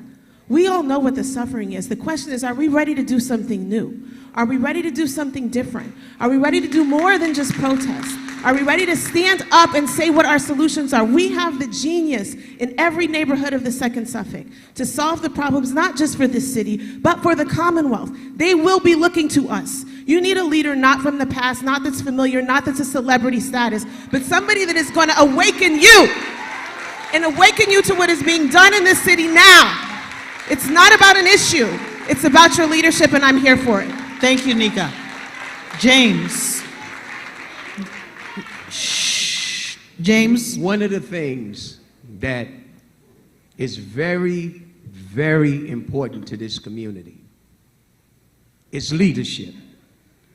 And as I keep listening over the years, I keep hearing the same thing. But for some strange reason, it looked like nothing has gotten any better. It's gotten worse. And that's why I keep telling you, and that's why I keep saying, and I don't need to polish it up, we need strong leadership. Now, I am that person for strong leadership.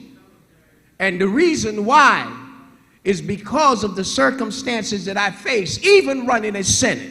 You know why? Because a lot of people know that I would stand up for this community. I was born in this community, I was educated in this community, and I raised my family in this community. We need strong leadership.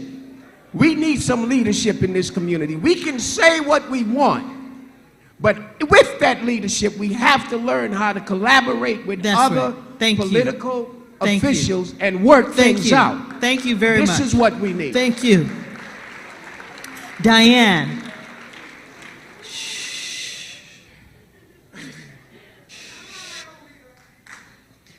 So people that know me know how important it is for me always, always to conduct and carry myself like a lady.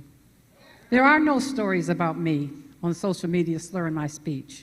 There are no stories of finding me anywhere outside where I'm supposed to be. I don't drink, I don't smoke. My pastime is sports, and this is the first season I have not seen one single NFL preseason game because I'm in this race, and it's a serious business. I want you all to go to look at my website because everybody talks about ideas. I have a plan.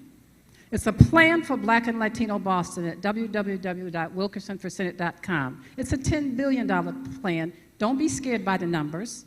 I negotiated a $6.2 billion agreement with the banks in 2000. So when people are talking about what they want to do and that we got $1 million and $100,000, I'm cringing because I did that and we didn't have any money.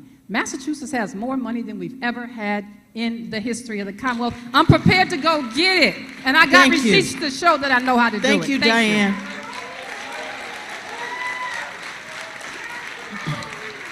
Let's thank our candidates for their commitment to our community and their dedication to public service.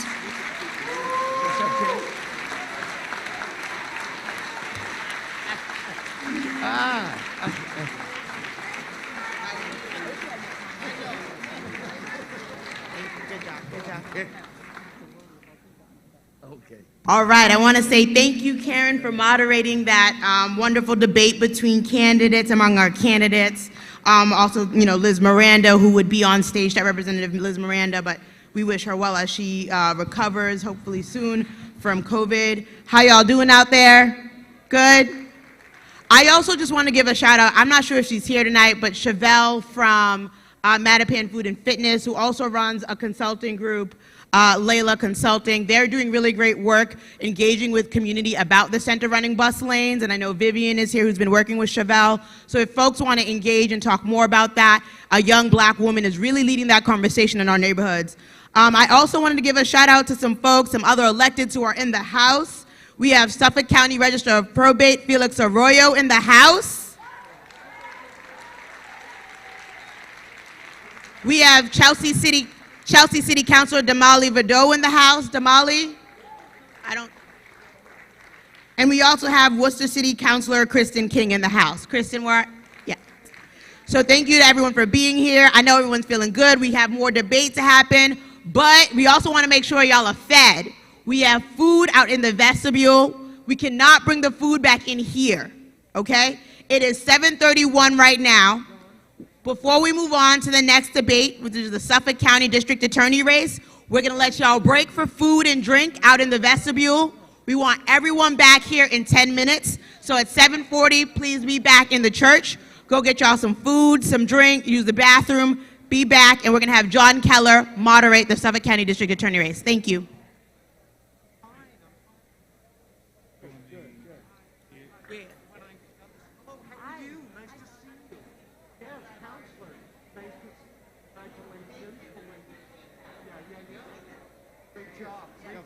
Oh, no, I'm going to go talk.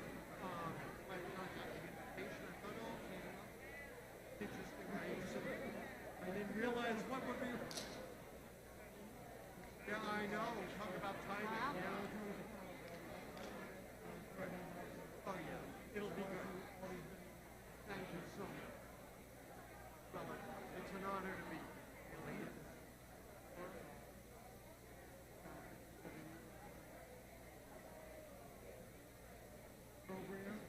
Almost that long, not quite, but yeah. Things have changed, yet some things will stay the same.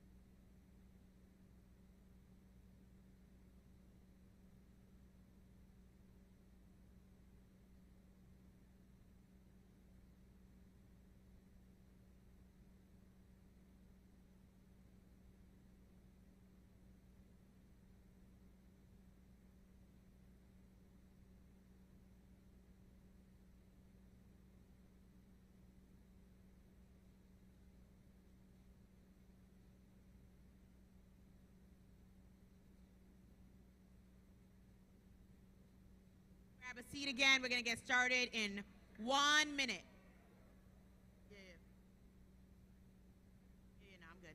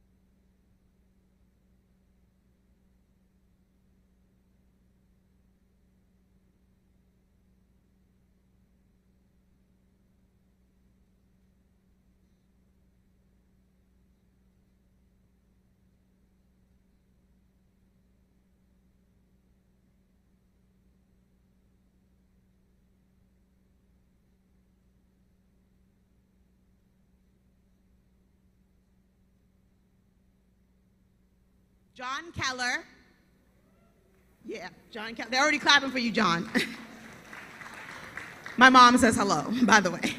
John Keller is a political analyst for WBZ TV News, and his Keller at Large reports on a wide range of topics that are regularly featured during WBZ TV News at 5 and 6 p.m.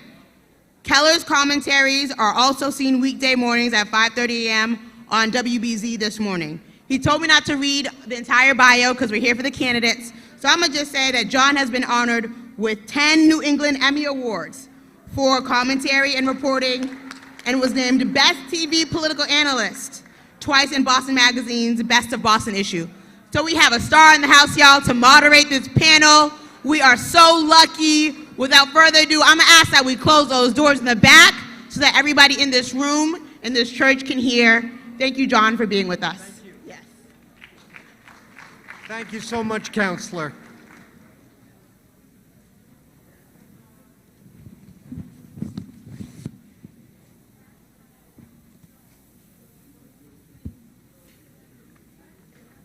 Pastor Borders, all the great people at Communities of Color, all the members of the Morning Star Baptist Church and other members of the community, good evening.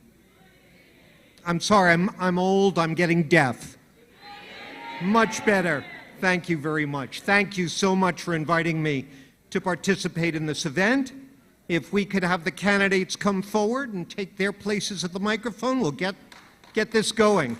Yeah, please, a round of applause for the candidates.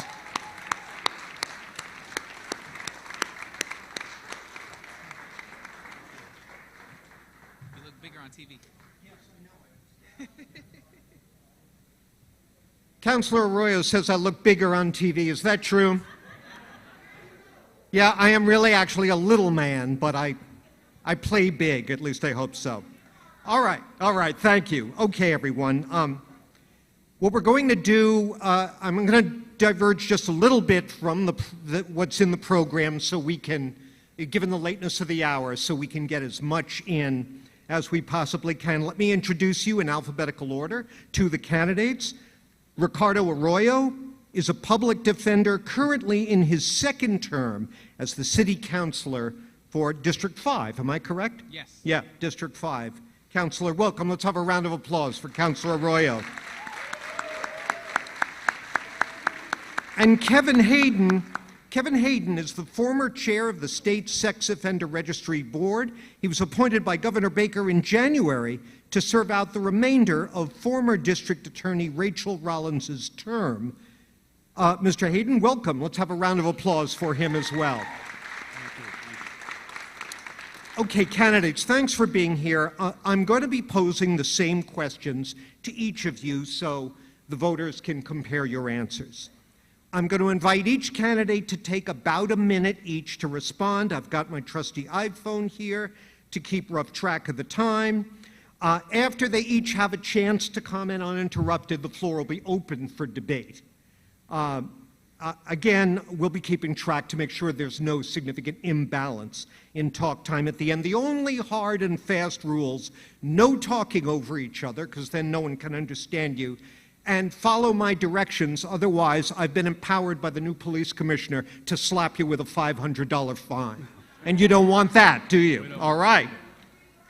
Again, thank you very much. Let's begin in alphabetical order. So Mr. Arroyo will go first. Let me just address the elephant in the room.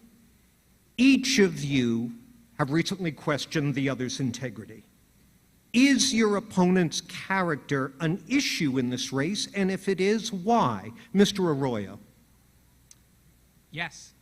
To be perfectly clear, one of the reasons that I did that was because there was a transit police cover-up where my opponent accepted dollars from a police officer who was under investigation. His second in command had made guarantees that that case would be closed.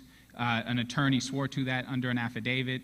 To date, there has been no sanction or penalty for that second in command. That second in command is still there. Kevin Hayden has not opened up a special prosecutor list. Mr. Leonore, who was the victim of this police misconduct case right here in Mattapan, asked for a special prosecutor. The transit police asked for a special prosecutor. There was not one appointed. Most recently, in the situation that I myself am dealing with, we know that these files are only held in two places. They're at the Boston Police Department. They're at the Suffolk County District Attorney's Office. The Boston Police Department did an independent investigation, did an investigation of their actual internal affairs logs. They found that this wasn't accessed since these cases were closed. The only other place is the Suffolk County District Attorney's Office. I called for an independent investigation. District Attorney Hayden has not followed suit in following up with that either. Okay, there'll be ample time to expand on any of the comments you make in our open periods of debate. Mr. Hayden, 1 minute. Sure. Yes. I believe that the recent allegations regarding Councilor Arroyo are both horrifying and disqualifying, and I believe that ultimately the voters are going to have to make a determination as to whether or not he is qualified for the position. I would submit that they will have to decide whether or not he has the moral character to do the job as a district attorney based upon these allegations, based upon the fact that he has repeatedly lied. Please show respect and allow the candidates to be heard. Thank you. Please continue. Based on the fact that he has repeatedly lied when questioned about the allegations, on top of the allegations in and of themselves. The voters are going to have to ask themselves the question of how and why did Ricardo Arroyo, just hours after saying that he did not know the alleged victims in these matters and didn't know anything about the incidents, how did he know and why did he contact one of those people? That is a truth that simply can't be gotten around. With regards to the issues that were raised with regards to my matter, the case that was before us was always open, remains open. I had no knowledge of the contributions at the time that they were made, and they were promptly returned to those people involved. All right, plenty of time to expand on that later. Rebuttal. Go ahead, Mr. Arroyo. Yeah, I was just told that I've lied. I've never once lied about anything that has happened in my life. These allegations were news to me 2 weeks ago when the Boston Globe brought them to my attention. They're special files. They are sealed, which means when I've done my own background checks, they don't even appear. And so the leaking of those files comes with a 1 year of incarceration. Even now, I'm in Superior Court just to get these files because these cases were unfounded. What Kevin Hayden has tried to do is ignore the fact that that woman has come forward and has stated unequivocally that I have never assaulted her. Not only has she done that, she has stated unequivocally that she was approached 2 weeks before the Globe by a detective by the name of Brian Gill, who she believes is associated with Kevin Hayden's campaign. There's been no explanation for that. All right. Let's get her and has endorsed me in this race. Response. Sure. All of the allegations with regards to Mr. Arroyo being untruthful are uncontroverted. They can't be denied. It is clear from what the second victim has come forward with and talked about to the Globe recently that there's no way that he did not know about these allegations. It's simply indisputable at this point. I think the voters ultimately are going to have to make that decision for themselves, but I think the facts do in fact speak for themselves. The investigator that he refers to is in no way affiliated with my campaign. I'm not sure who that is. I don't know. I actually heard his name for the first time a couple days ago. I don't know anything about what he did or didn't do, but I can assure you that he's not in any way affiliated with our campaign. Go ahead. You want to engage? Go ahead. The idea of incontrovertibly whatever this idea is that I'm not telling the truth. To be clear, these accusations and allegations were investigated in real time when I was a high school student, and what was found was that these accusations were unfounded. And for me to stand here and have to explain to a sitting district attorney what the presumption of innocence rather than a presumption of guilt means for our communities is incredibly disappointing. Look, if we believe in our systems, then we have to believe that when the Boston Police Department investigated this case and found it to be unfounded, that they did so not on behalf of myself, but on behalf of the facts that they were presented and the evidence that they were presented. Go ahead, Mr. Hayden. So it's really very simple. The voters are going to have to decide for themselves. Do they believe Councilor Arroyo, who by all appearances has been untruthful with regards to these allegations in this matter, or do they believe the victim who courageously has come forward and said, I have to speak about this. I have to speak about this because of the lies that I've heard over the last week. I have to speak about this because I am concerned about Councilor Arroyo's ability to hold this office and to do so in a proper and integrous fashion. That's the question you ultimately have to ask. Do you believe this woman, or do you believe the man standing to my right here who is apparently flip-flopped and told untruths about the entire investigation on several investigations? Go ahead, response. I would just say to this, I would love for District Attorney Hayden to show where I flip-flopped on anything I've ever said. But what I will just say on this is I'm not asking you, and I'm actually, it bothers me, his willingness to politicize this individual. And what I'm telling you right now is I'm not asking you to have faith or trust in what I am saying or what someone else is saying. I'm telling you that at that time, the appropriate authorities were notified. The appropriate authorities looked into this. I'm asking you to trust their efforts, their work, and their records. That is why I'm in court right now fighting for the rest of this file. That is why I'm doing this, because I know that this file exonerates me, and I know that when it was illegally leaked to the public, it was illegally leaked without those investigatory files on purpose. All right, I would like to move on, but you get the final word because he started, so you go ahead. Yeah, so look, I'm not going to engage in any more of his vain attempts to deflect the situation from his own misconduct. That is what is squarely before us. I believe that the facts that have been brought out in a series of articles speak for themselves. And at the end of the day, it's the voters that will have to make that decision about whether or not they think that he is fit for office.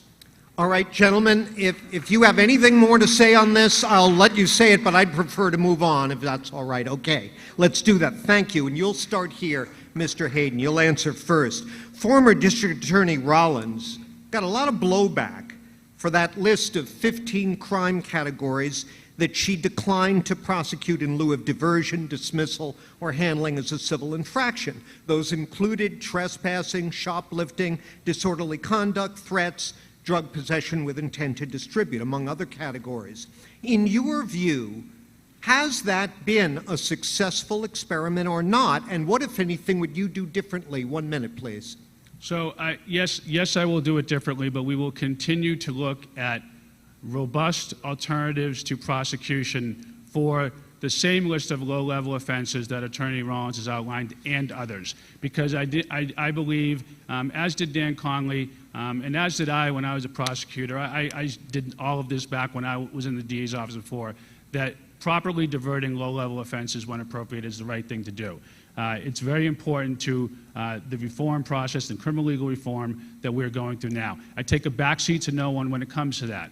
I did all of this when I was in the Assistant District Attorney's office before.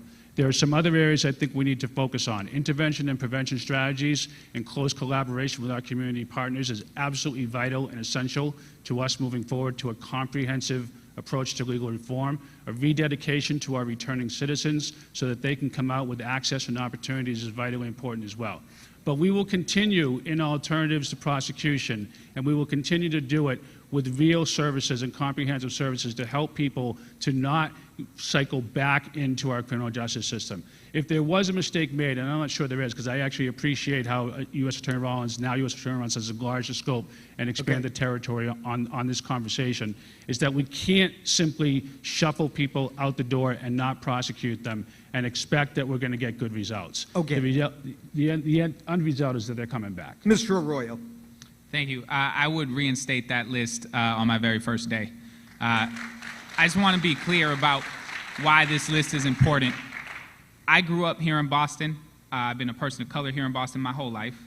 And I know and understand the differences between the district attorneys and their impacts on my communities and on myself. And in the last 3 years under Rachel Rollins, we have made strides to move forward as a community that have not been matched by any collection of time previous to that. And part of that was the list of 15. What the list of 15 did was a success. It took nonviolent offenses, 15 nonviolent offenses, and it instead diverted them from the criminal justice system. And what that meant was that individuals did not end up with charges and ended up with the resources that they needed. People say, well, the list of 15 doesn't ensure accountability, but I believe the best accountability is changed behavior. And the best way to get changed behavior is not always incarceration. It is not always being charged. And so the list of 15 was a success. They did studies on this. It was just peer-reviewed. It's accepted. 64% of people who were diverted never came back to the court system in 15 years. 64%. That percentage that did, 74% never came back with a felony. And it freed up resources from the front lines to make sure that we could create the Integrity Review Bureau, which led to 9 exonerations, led to the PUSH Project, which is the Project for Unsolved Homicides, which meant that Rachel Rollins was able to dedicate resources to solving unsolved homicides. The benefits for this are stupendous. It's an excellent policy, and it should be in place now. Thank you. Rebuttal, Mr. Hayden. So I have no quarrels with that study. I'm not concerned about the 64% who don't come back. The 64% who get diverted and don't come back are not the concern. The concern is the 36%, if I got my math right, the 36% that we're not talking about. Those people need real alternatives to prosecution. They need robust diversion services in order to ensure they don't come back. We need to make sure that they're getting the care and the treatment they need if they have substance use disorder. If they have mental health issues, we need to make sure those mental health issues are treated. If homelessness is the issue, we need to address that. If it's a wayward son or daughter that just needs mentorship. Please let him speak. If it's a wayward son or daughter that needs help and mentorship, then they need to get it. They need to get it from people that are at Morning Star Baptist Church. They need to get it from people that are at Greater Love. We have to provide real alternatives to prosecution for that other percentage, and that's what I'm talking about. Equal time, Mr. Arroyo. Yeah, what I would just say is that what he just said is that for the 36% that come back, he won't charge them, he'll find them resources. That's exactly what the list of 15 does. And so if you're not going to do the list of 15, then you're not really talking about doing that. What you're saying is, our frontline assistant district attorneys, who are usually the youngest attorneys in the room, are going to be making decisions on people's lives without a policy or a rubric to make those decisions. And what happens when that happens is that you have to hope that their micro biases aren't coming into the room, that if there's any overt or subvert racism in the way that they make decisions, or classism, or any kind of ism that is going into the way, sexism, that is going into the way in which they are making decisions, and who is being held accountable, and who is being given diversion, and who is being charged, that gets sorted out by this kind of a policy. Unless you want to rebuttal, I'll move on. Unless you want to rebut, I'll move on. All I'd say, the micro biases and whether or not you've had a bad day and all those sorts of things come into play in every scenario. Come into play with the same scenario where you're deciding what to do with the list of 15. The issue in these cases is that we need to focus on the people involved in the cases. The offender that's charged needs to be focused on in terms of their need. The community that's been harmed by the crime also needs to be focused on. The victims that have been harmed by a crime also need to be focused on. Okay. As long as we are focusing on charges and what percentage of charges we are not going to prosecute, we're not going to hit the target. The target needs to go at the human condition in each and every case to really make the difference. I think we're clear on the difference. Okay, let's move on, and you'll start here, Mr. Arroyo. As the local elected official dealing most directly with police, what aspects of the way they do their jobs would you most urgently try to change, if any? 1 minute, please, sir. I think we need more transparency. One of the things that I pushed for was the Office of Police Accountability and Transparency with Andrea Campbell. One of the reasons for that is we often have internal affair complaints that can go. We have internal affair complaints right now that have been open for a decade. And so those kinds of things have to be resolved. The ways in which we deal with internal investigations, the way we deal with community relations. The second thing I would talk about specifically is how we surveil our communities. Specifically the gang database and what that does to young and black, brown children in our cities. Over 90-some% of kids in the database, and some of them are now adults, are people of color. And what we know is that those kinds of surveillance issues, they don't seem to portray for other organizations such as the Patriot Front that came to town. We know when the Patriot Front came to town, none of them were FIO'd, but on that same day, 50 individuals in the city of Boston were FIO'd. And so the ways in which we focus and on what we focus on as a police in terms of who we surveil and who we police, I think is incredibly important. Thank you. Mr. Hayden, 1 minute, please. To be sure, transparency and accountability in our police department is vitally important. We need to continue to improve and make efforts in that area. That having been said, though, I believe that we need to return to very effective practices that we've gotten away from and that we did very well in the past. And I know I've known the new Commissioner Cox for many years now. I know that he shares my heart and my vision and my passion around community policing and community and prosecution. Our officers need to be engaged and involved with our communities in ways they have been before and in ways that we've gotten away from. That's going to include needing to have a diverse police department from the top down, where our police department looks like the communities we serve, where my office as well looks like the communities we serve. But community policing and community engagement, which is one of the things that I've staked my administration and my entire career on, is absolutely vital. And it's a practice within our police department that we need to reinvigorate and re-engage in. I know Commissioner Cox shares that vision. Engaging with our communities is the best way to build trust and transparency. Rebuttal if you want it. No? All right. I'm going to move on then. Thank you, gentlemen. We've got about 10 minutes or so here, and we're going to close with 1 minute closing statements from each of the candidates. We'll start with you here, Mr. Hayden, I believe, right? Yeah, I think so. I think or was it your turn to go first? I think I just went first. You just went first. Okay, thank you. I appreciate you. I forgot to. I appreciate you supporting your elders in this way.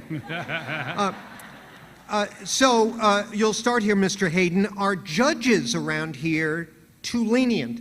And if so, what's an example of that? 1 minute.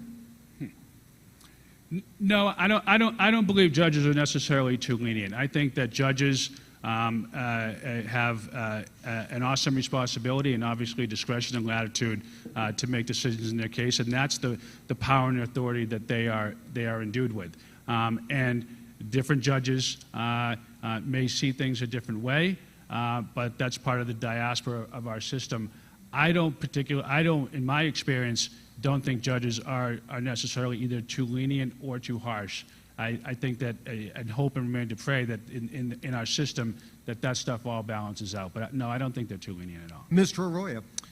No, and I would say one of the differences between myself and Hayden is that I believe in ending all mandatory minimums. And the reason I believe in that is because when you take that power from the judiciary, when you say that the person before you has this minimum or this max, what ends up happening is assistant district attorneys then coerce individuals into actual pleas that they are not happy to take or not willing to take, but cannot afford to go up against a mandatory minimum. And it actually has been the fuel and the gasoline for mass incarceration. And so what I would do is I would support the ending of all mandatory minimums because I believe that the judiciary should have the ability, along with the district attorney, to make decisions in what sentencing should look like. Rebuttal, if you want it, go ahead. Sure. No, only that I think there is a place in the conversation for mandatory minimums for certain offenses, particularly drug offenses, to be changed and altered. I don't believe that all mandatory minimums should be abolished, and I believe that the system and the prosecutors involved and the defense attorneys and the judges work in such a way that cases are resolved in an appropriate fashion. And then some mandatory minimums are still necessary. Equal time if you choose. Up to you. Yeah, I support ending mandatory minimums. Yeah, okay. All right. Enough said. We've cleared that up. All right. Speaking of lenience, there are some people in this city who watched the protests, the noisy, in some cases abusive protests, morning after morning outside Mayor Wu's house with dismay and wondered if the police were too lenient with those protesters. Mr. Arroyo, were they? 1 minute. So one of the things I would say is, at the time on the council, I was chair of government ops, and we pushed an ordinance to ensure that we were trying to be respectful of the neighbors. This happened in my district. I represent this area. And we received hundreds of phone calls from residents who just wanted to be able to work in the morning, get their kids on school buses, do the things they had to do. And so we pushed for an ordinance that said that protests outside of residences couldn't happen between the hours of 9 p.m. and 9 a.m. That allowed for 12 hours of protest if people want to engage in that First Amendment right. I don't think anybody's home should be targeted in that way. My home was targeted in that way. My mother's home was targeted in that way. So I do not support targeting people's homes that way. And so from the standpoint of protesting in that way, I think it's an issue. I think one of the things that repeatedly came up was the noise violations and whether or not people were being cited. One of the things I will say is that I know individuals of color who have had house parties who have been hit with noise violations have been cited. And in this instance, we saw that I don't believe a single noise citation went out in this particular instance. Mr. Hayden, 1 minute. Yeah, I don't even know if I necessarily need that long. I mean, when it comes to whether the police have been too lenient in these circumstances or not, I don't know. I know in some circumstances they have enforced the ordinances. I know in some situations they've actually made arrests. But I don't know enough about each and every particular circumstance to know whether they've been too lenient or not. What I do know, and believe in my heart of hearts, is that the manner of protest that has been engaged in by these groups at Mayor Wu's home and at Council Roy's mother's home is completely inappropriate. It's beyond the pale of what's appropriate. I think there are far more effective ways as these groups could exercise their rights to free speech and be heard and be known without harassing neighborhoods, without harassing homes, without harassing families, without harassing young children. Young children shouldn't be subject to that because their mother's doing her job to the best of her ability. So I think the protests in themselves have been entirely inappropriate. All right, I'm hearing agreement there, so I'm going to try to slip one more in before you have your closing comments here. Mr. Hayden, you take this one first. The DA is a prosecutor, but he or she is also a manager of a large organization and a political figure. In their ability to handle complex challenges like that, who is your role model? 1 minute. Sure. I have many. One of my role models was not a prosecutor. It was Judge Leslie Harris, who was a judge in the juvenile court. Phenomenal man of honor and integrity, and I shared with him when I saw him a couple weeks ago that, because when I was in the DA's office, I was on a juvenile unit for several years, and then when I was doing criminal defense work, I also took cases representing juveniles when they were indigent. And so my collective years of experience working in the juvenile court might have outweighed any other time that I spent as a lawyer before getting here, before I went to Sorbonne, before I came back to the office. And he was a true friend and a true mentor, an honorable judge, and just means the world to me. So that would be one. The other would be Ralph Martin has always been a very good close friend and mentor of mine. He is the one who actually he's the first person that modernized the DA's office. He, in fact, is the one that modernized and trailblazed the DA's office and made it a flagship DA's office across the entire country. All right, thank you. Mr. Arroyo.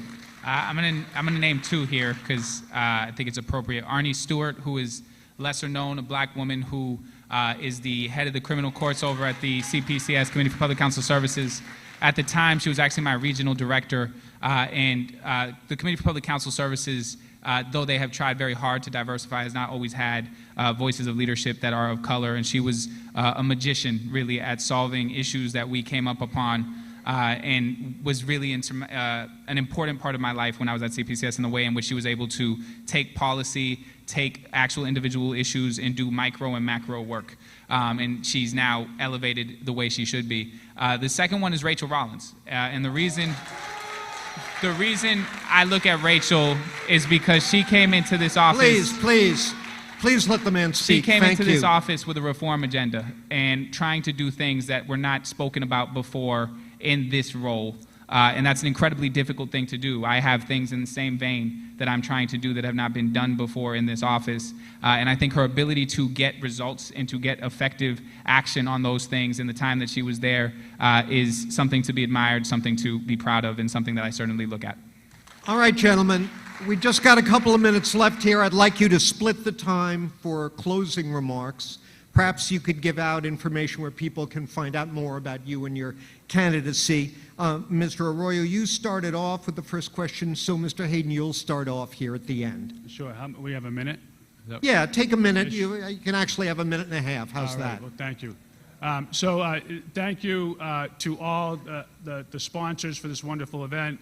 Thank you, Bishop Borders, for opening your house for it. We really appreciate it. It's an honor to be here. You know, before all the controversy, before all the strife that's happened over the last several weeks, the voters still had a very important question and still have a very important question. It's one that I think is one of the ultimate questions in this race. And it's who has the experience to do this job as district attorney. Simply put, I have the experience and my opponent does not. 3.5 years as a criminal defense attorney, having tried a handful of cases. I've tried more cases in 6 months than he's tried in his entire life. 3.5 years as a criminal defense attorney and 3 years as a city councilor do not qualify you to run a state agency. I've run a state agency for 8 years before I came to the Suffolk County District Attorney's Office. I've been a criminal defense attorney and was a criminal defense attorney for 2.5 years longer than my opponent was. And I served in the Suffolk County District Attorney's Office for 11 years, doing everything from district court to juvenile court, gang unit, superior court, you name it. I've been in every single courtroom in Suffolk County, from the smallest district court all the way up to the SJC. I know the system inside and out. I know what works and what doesn't. And more importantly, I'm committed to making sure that it works for everybody, that it works in a fair and just manner for all of our people. Public safety and criminal legal reform can and must go hand in hand. All of our communities, particularly our communities of color, demand both.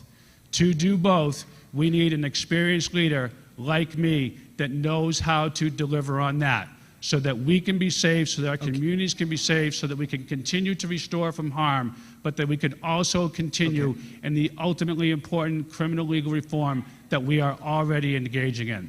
Thank you. All right, thank you very much, Mr. Hayden. Equal time, Mr. Arroyo. Thank you. And I want to thank Bishop Borders as well for opening up his sanctuary here today, and I want to thank all of you for being engaged. Experience comes up a lot here, and my opponent has experience holding up broken institutions, and he has some experience breaking them too. And so when we talk about his experience running an agency, the Sex Offender Registry Board was Kevin Hayden as the executive director, the general counsel, and the chairperson when it was audited. That audit by Suzanne Bump found that it was a public safety failure. Those are her words, not mine. That he lost 1,700 sex offenders, their addresses, and that they had no written policies or procedures for most of these things. It's a 26-page audit. You could read this audit. And so that's some of that experience. Some of that experience includes taking us back to a time when police officers could make backroom deals with their attorneys in the DA's office and not be held accountable. That's some of that experience. Some of that experience includes soliciting donations from an attorney after they make that backroom deal and then accepting a donation from that police officer. That's some of that experience. That's some of that experience right there. And so what I bring to the table, what I believe in, is a system that works for us because I have seen what happens when it doesn't. I have been a public defender. I've watched how this system criminalizes poor, black people, brown people, people who have addiction issues, people who are dealing with mental illness. I have seen the cost for this. This campaign was always bigger than me. This campaign was about our communities. It was about the way in which these systems chew us up. Okay. And I will not let that happen if I am district attorney. Thank you. Don't forget to vote next Tuesday. Thank you, gentlemen. Thank you both. Thank you.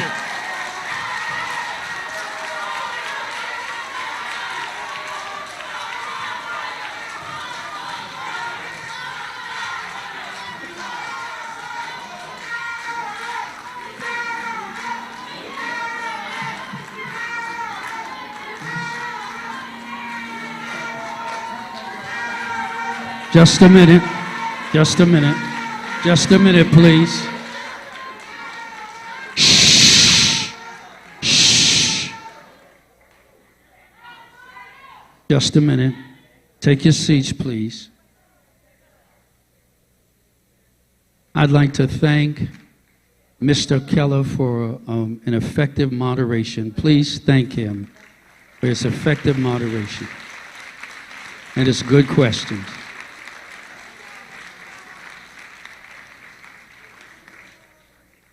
I know our feelings are strong about this, but I'm asking you to remember that the reason why we had this in this sanctuary is that we might respect the environment and the space, and that we might be able to listen. I understand people expressing, listen, I understand people expressing their feelings about a matter.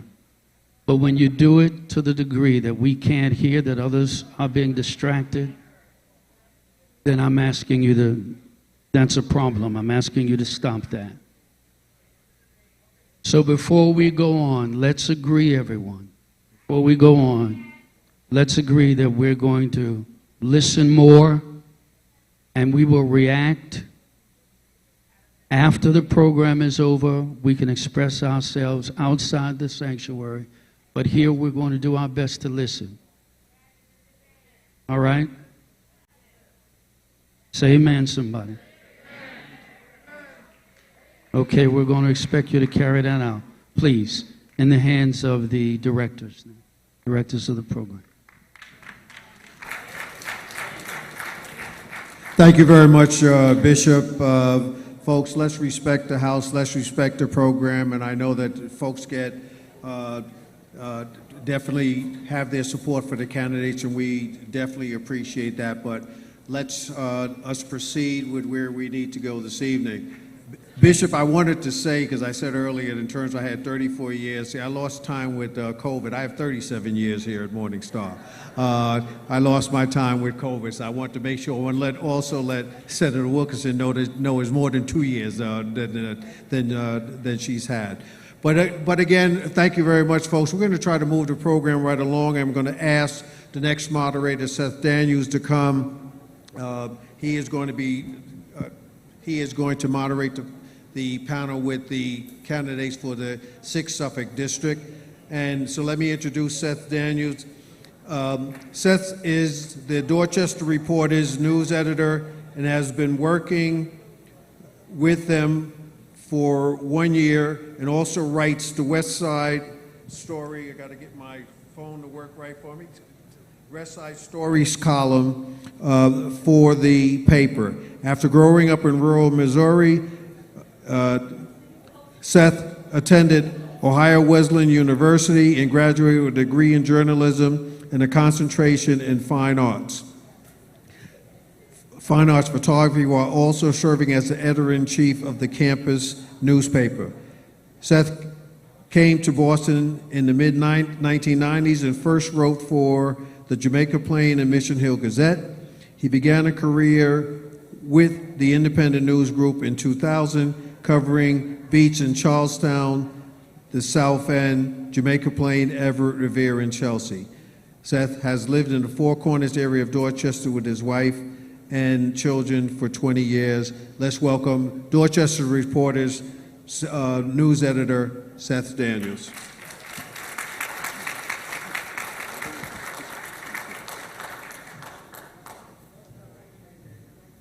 Okay, thank you for having me here tonight to moderate this. We're going to call up, Joe, am I calling up the candidates? Yes, or? you Okay. are. You're calling them up and you're going to introduce them. Okay.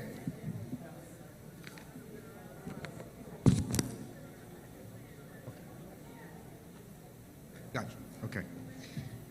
All right. Let's go in alphabetical order. Okay. So first of all, we're going to welcome to the stage Haris Hardaway, who's a candidate for the 6th Suffolk District. This is helpful. Okay, he is a Dorchester resident. Haris Hardaway was born and raised in Mattapan, Lower Mills. He graduated from Suffolk University with a degree in international affairs, and he worked for 17 years at Central Boston Elder Services, during which time he created the Centenarian Society of Boston, honoring 100-year-old seniors. As an entrepreneur, he is a principal owner of Final Touch with Class, a family-owned clothing boutique located in Roxbury's, where did it go? There we go. I guess Nubian Square. It's not here. Okay. With an interest in youth enrichment. Oh, okay. What that off? With an interest in youth enrichment, Mr. Hardaway started a nonprofit, Greater Boston STEM Association. Currently, Mr. Hardaway is executive director of the Bowden Street, Geneva, Main Streets. Welcome, Haris Hardaway, please.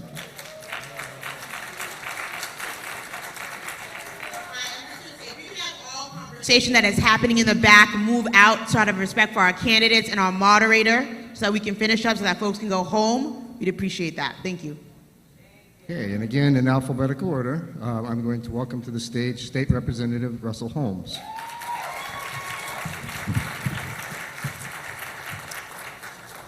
From 1994 to 2002, Russell worked as an engineer at Brooks PRI Automation, a $400 million manufacturer of robotics in Chelmsford. Simultaneously, Mr. Russell was a small business owner who operated a small video store in Brookline. In 1992, he obtained his BS degree in mechanical engineering from Boston University, and in 2000, his MBA from Northeastern. In 2007, he obtained his Certified Financial Planner certification. Russell and his wife, Cherie, a school teacher and Worcester, Massachusetts Athletic Hall of Fame basketball player, met at church, where they both teach Sunday school. They were married in 2008, and they recently celebrated their 14th anniversary on June 28th. Congratulations on that. Thank Let's you. welcome State Representative Russell Holmes. Thank you. Okay. We're going to start off with the question of the day, and what we are here to concentrate on is right outside the front door, and that is Blue Hill Avenue. I've been covering that for quite some time, and I've been living it as well for longer. So I want to start off by talking about the Center Lane bus, and I'd like to know what each of you thinks about that particular proposal of the Blue Hill Avenue Action Plan, the Center Lane bus, which is proposed from Mattapan Square all the way up to Grove Hall at this point. Let's start. Who are we going to start with? So, Haris. Yes. All right, good evening, everyone. Thank you for being here. I think that many of us wouldn't be able to be here if we didn't have good transportation. And so when we talk about the center bus lane, for which my Rep. Holmes is in favor of, the center bus lane is going to destroy our local economies. I was on the committee appointed by Rep. Fox 10 years ago when they wanted to do the same exact thing because they had just gotten money from Obama. And it got put down because it wasn't the right design, and it isn't the right design now. The center bus lane is going to take away the parking. It's going to make it harder for people to navigate. And right now we have an example of that on Columbus Ave. Many of you drive cars. They try to tell us that cars are going to go away. No, the federal government invested billions of dollars to make cars electric.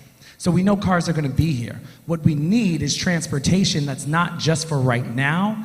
It's transportation that's going to lead us to the economy that we have, that we need for local. Yeah, that's time. The center bus lane and the study that was mentioned was RDM that Rep. Fox appointed Mr. Hardaway to was actually after we had already done the decision in 2009 to reject the initial proposal.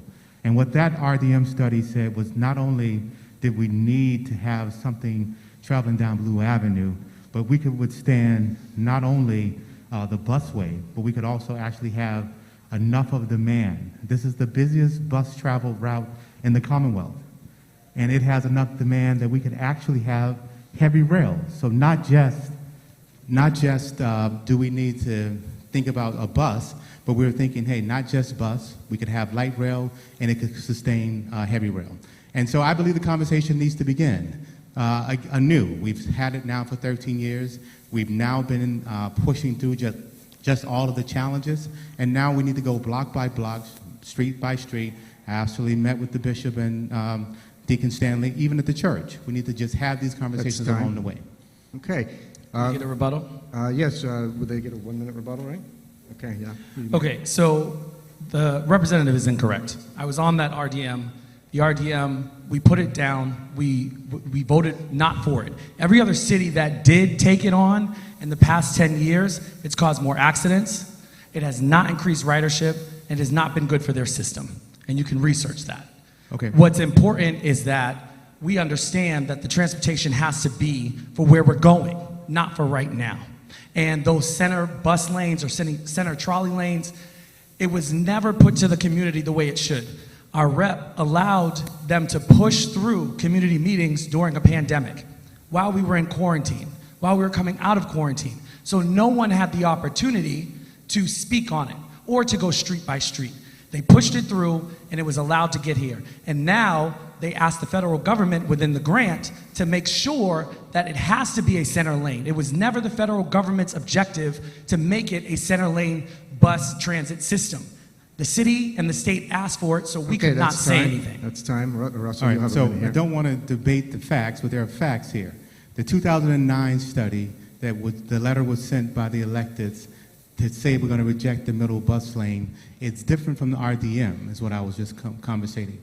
I chaired the RDM, Scott Hanway and I. And that study, there was no rejection of the center bus lane, by no means. My question now just comes back to when you say I push through meetings, just understand, I've said this over and over again. In the last 12 years, I've been to 2,500 meetings, at least. Mr. Hardaway, you've been to none of them. And so when you say that we've been having meetings, we've been having these meetings without you present. It's not that we didn't have them, we actually have been having them. And so we continue to have this discussion, whether it be with the folks advocating for bikes, whether it be with the folks advocating for just better transit. The meetings have been occurring, you've just not been attending them. So Okay, the well, 25, I'm let's- sorry, I let's- need to say something about that. I don't The think 20 he has a if rebuttal I here. may. Can he have a rebuttal? Okay, I'll you take got- 15 seconds if I may, Okay, if let's that's do okay. 15 seconds. Let's do Thank that. you so much. So the 2,500 meetings that you've attended, every door that I've knocked on, 90% of the people don't know who you are. So I'm not sure who you've been meeting with in these 2,500 meetings, but Okay, that's you also time. have Russell, not you get met with 15 the businesses. 15 seconds to Russell Holmes, please. And so Let him talk. I don't know who you've met You've got with your or who time you is know. up, Mr. Hardaway. I'm all set. Okay. Well, let's continue talking about that on an economic development front, because we might have all seen videos and pictures of the old streetcar that ran up and down, and the businesses seemed to flourish. I wasn't alive; many others probably weren't. But economic development, is this going to help the businesses? And I'll give some indications here. Boston Transportation Department has told me that 50% of the people traveling up this corridor are on public transportation. Yep. So is this something, can this enhance the businesses, or is this going to hurt them? This is the center lane bus I'm talking. And I'm first this time, correct? Russell Holmes, please. So one of the things that we saw in Eggleston when we heard the Senate talking today was around the loss of bus stops. The thing that's very different along Seaver Street, or when you get to Walnut, or when you get to anywhere basically above Grove Hall, those streets are much tighter. We used to, as you said, Seth, we used to have a trolley down the street. So we have the space. And so the thought of losing parking spots is actually the opposite of what's going to happen on Blue Avenue. We don't have to take 3 or 4 spots in front of every business to now that we have to take when it comes to the buses. And so we will move those buses, that bus lane back into the center. And so we're going to be able to add to businesses their bus stops, their parking locations. And so from an economic development perspective, the other thing that it's going to do is going to allow those folks who have businesses to have people be able to park in front of their stores, which is not happening well today, as you see, double parking all the way up and down Blue Avenue. 1 minute to you, Mr. Hardaway. So I'm a business owner, and I've witnessed when transportation says they're coming to do something, and they're not going to take the parking away, and it ends up being taken away. We've all seen that. So this design, I had an opportunity to speak with an engineer who was bidding on the project, and he only named 3 business centers as Nubian Square, Grove Hall, and Mattapan Square. He did not know about Morton and Blue Hill. He did not know about Talbot and Blue Hill. He did not know about Columbia and Blue Hill. So when they say this is going to help improve the system, they're not including everyone.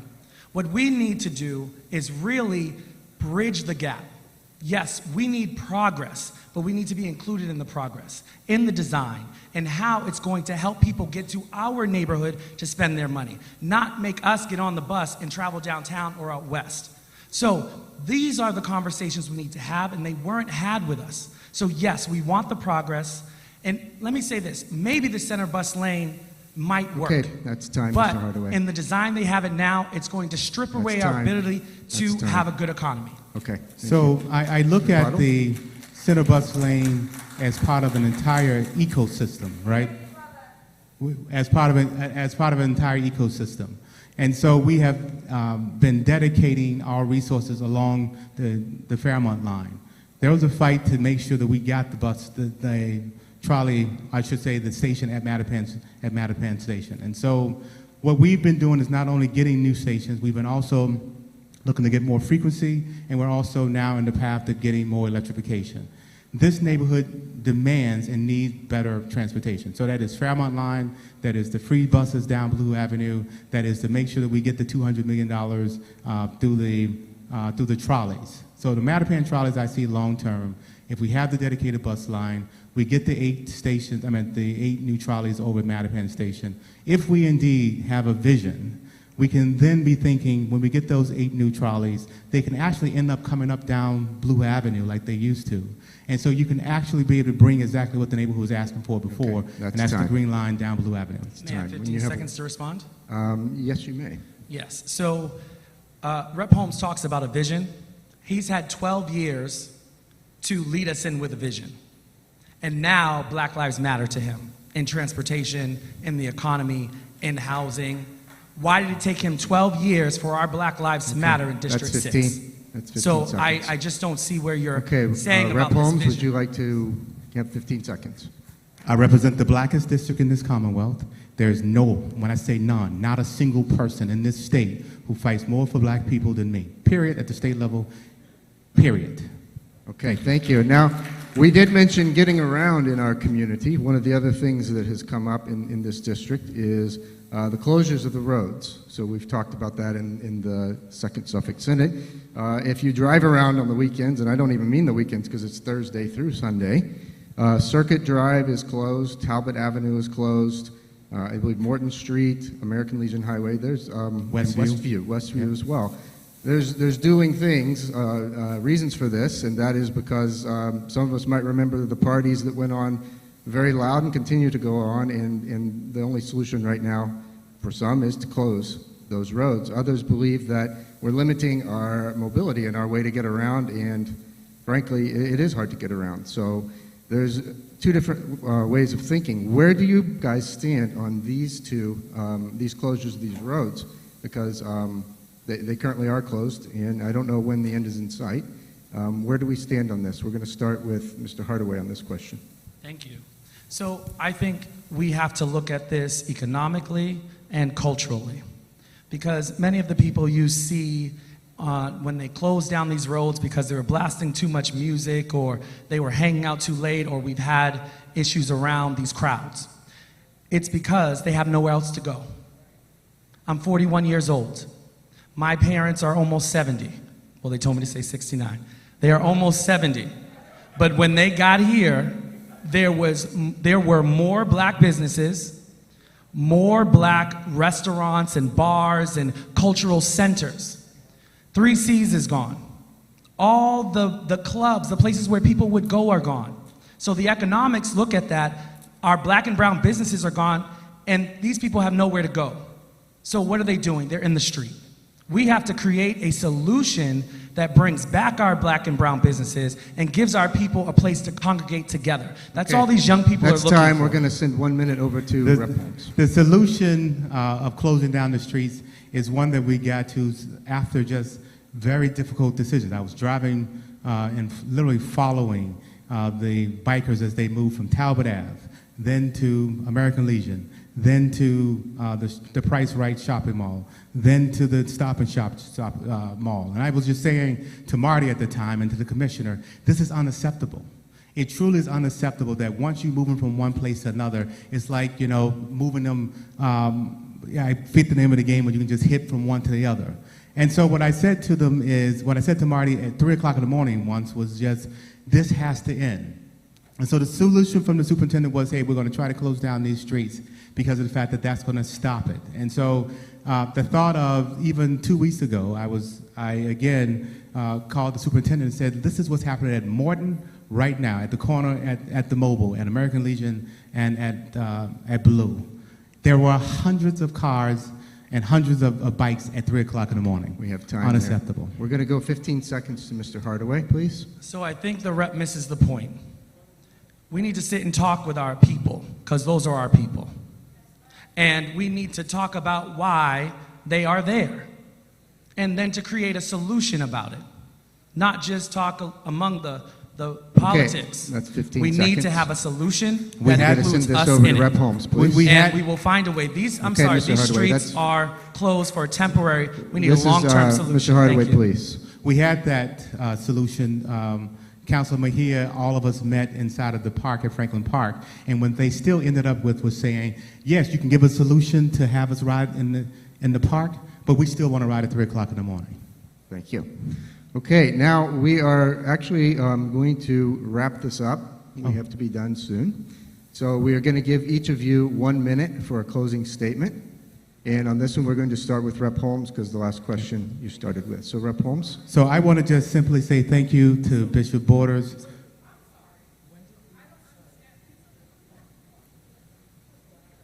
Excuse me? It's the venue. If you want to talk to the bishop, I'm willing to stay. I only live up the street.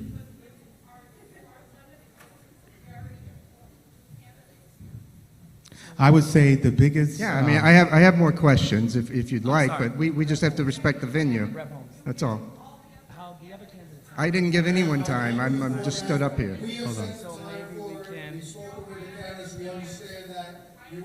on. You're interfering with their time to give their 1 minute at the time, so can you please? I'm sorry, I think We there's understand. a question of... Yeah. I think there's a question I understand of it and procedure, yes. and we are supposed to be here till 9 o'clock. Yes, and we- you're yes. already at 1 minute, and so I think Yes. Rep. Holmes and I deserve the same amount of time that the other candidates have had, and I think that's a question of procedure, and it's not 9 o'clock yet. Yeah. So if there are more questions, I think the people deserve to hear from us, and I think that Rep. Holmes also deserves an opportunity, as well as I do. So we should be fair to everyone. I want to thank the bishop for having me tonight. I think I'm in my 1 minute, right? We can go a little longer. The venue has said that that's okay. So we're going to go till 8:50. Okay, great. And then we're going to let you guys get 1 minute each. I just want everyone to know we just were trying to respect the church. So, 2 minutes for the wrap up. Okay, so the next question that we're going to move on to is the neo-Nazi movement that has moved into the communities. And I'd like to ask you guys, both of you, as state representatives, what can you do as a lawmaker to prevent this kind of activity from coming into our community? I think we'll start with Rep. Holmes on this question. So one of the things that I was very much in alignment with former Senator Wilkerson on is I don't think we should be giving all of this attention to 50 folks showing up. She is definitely right on when she said the bigger challenge is what about those 50 folks who are showing up, and those people are the ones that are our bankers. Those are people who are making decisions about our loans. That is the real focus. And so I talked with Bishop Borders, and he was saying one of the things that we need to do is to bring them in and act as, and have this conversation. So I believe we can do another event here where we say, look, let us all communicate. We're not afraid of you. And then after we have the conversation about us not being afraid of them, let them know everyone will be heard, but all of these things will be unacceptable. Thank you. Now we're going to have 1 minute over to Mr. Hardaway. So I think that's a very good point that the rep brings up, along with Senator Wilkerson. But I think we also need to include the fact that we are in our second civil rights movement. That's what these young people have been fighting for, and now they are up against neo-Nazis and KKK that are coming into their communities. You saw them march on the LGBTQ in Jamaica Plain. You saw them continue to ratchet up what they're doing. We have to ratchet up our civil rights movement to defend ourselves and to teach our young people what it took, the 25 years it took to get to 1964 Civil Rights Act. That's what we're talking about here. We have a gap in what we're dealing with because the youth know they're being wronged, but they don't know how to fight back. And it's our responsibility to teach them where they've come from, give them the tools to fight back, and to create the policy and the laws so people don't walk down the street terrorizing them. We've lived with American terrorists, Hardaway, and we need to deal with it like that. That is time. We'll send 15 seconds over to Rep. Holmes. I'm all set, thank you. You all set? Okay. Well, let's just throw in one more question before we get to the final ones, if you guys think that's all right, and we'll be real quick about it. So let's talk about dirt bikes and motor scooters. We've all heard them, we've all seen them. Is it okay the way they're operating, or is it not okay the way they're operating? At the state level, there is a unique opportunity to regulate these or not. What do you guys, what's your stand on the dirt bikes and the scooters that are up and down the community all the time? We're going to start with Mr. Hardaway for 1 minute. Okay, so I think we all agree the dirt bikes and the motorcycles are an issue. And I think that we need to create some different policies and laws around it. Because the youth are looking for something to do, but we could build a place where they can go. They build skate parks. They build all kinds of dog parks. We can build them a park where they can go use their dirt bikes and their motorcycles. It may not be in the city, it may be outside the city, but we come up with a solution. But I do think it is a safety issue, and that we have to come together with a solution, and that may be creating laws to help dissuade them using these dirt bikes in the city. So that would be my response. Okay, so, and then we're going to move 1 minute and no rebuttals on this one, okay? 1 minute to Rep. Holmes. So I don't want to over-criminalize dirt bikes. And so I don't anticipate ever drafting a new law to make it more of a larger offense. We've done a great job in this Commonwealth over the last 12 years. We're literally at half of the population in our state and county prisons. When I got into office, there were about 11,800 folks in our state prisons. We're literally at 6,200 or so. And when the county prisons, it was somewhere around 12,800 is around 6,400. We are the least incarcerated state in this country, and we're going to continue to make sure at the state level our laws are focused on next getting the last phase of folks out. And that is the piece that we are the lowest incarcerated state, but we have the highest amount of people with life without possibility of parole. The AACC members and the folks over at MCI Norfolk believe that is the next thing we need to crack, and I think that's where we should focus our time. Right, so that's time. And now we are going to move to closing statements. If I'm correct, we have 2 minutes for closing statements? Yes. Okay, so we're going to start, I think, Rep. Holmes? Yeah. So, again, I'm going to just, again, say thank you. I'm going to look out and actually at Marilyn Foreman because of the fact that when I first was elected 12 years ago, Ms. Foreman called me and she said, "Hey, Russell, you've just done something," I forget what it was, but she thought it was great, whatever I had done. And she said to me, "Russell, who do I call and thank? Who is your boss? Who is the person that I should write an email to or a letter to say that you've done a good job?" And I said to Ms. Foreman, who is obviously a very strong advocate for the community, I said, "Write the letter to yourself." I said to you, I work for you. And so in all the literatures and things that you have seen from me, it is just that reminder that over and over throughout my last 12 years, I've gotten those phone calls, I've gotten those emails, even recently someone saying, "Who's your boss?"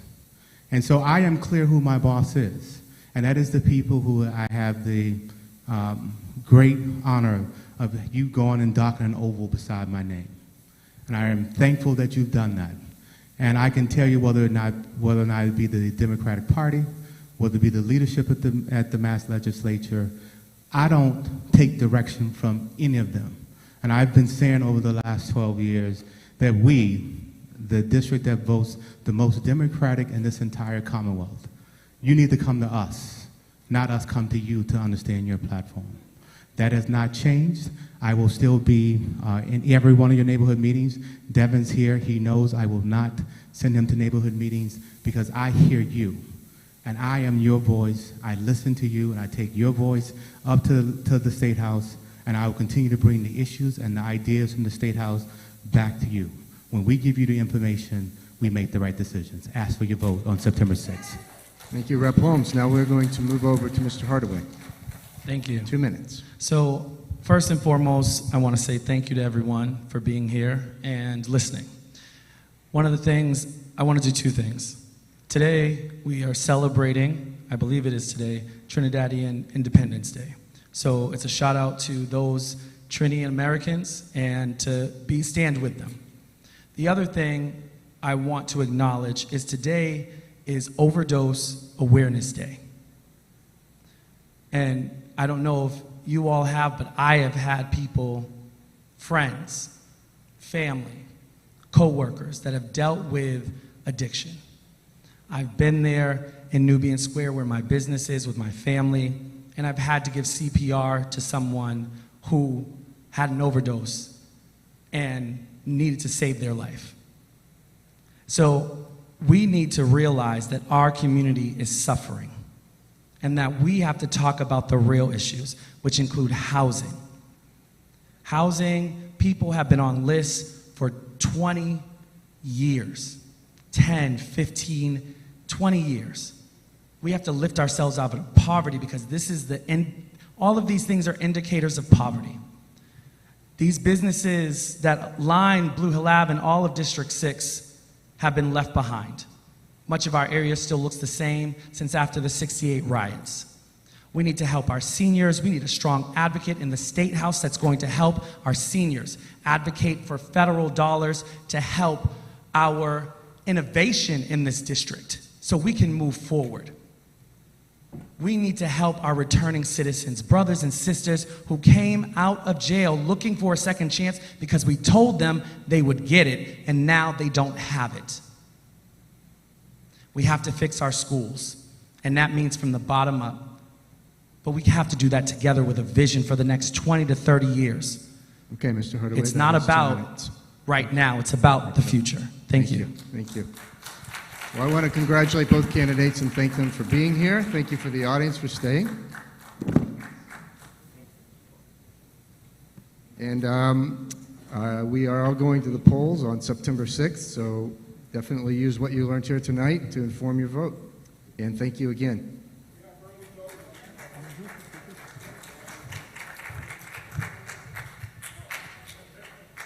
Thank you very much, Seth Daniels from Dorchester Reporter. Let's give Seth, our moderator, a good hand.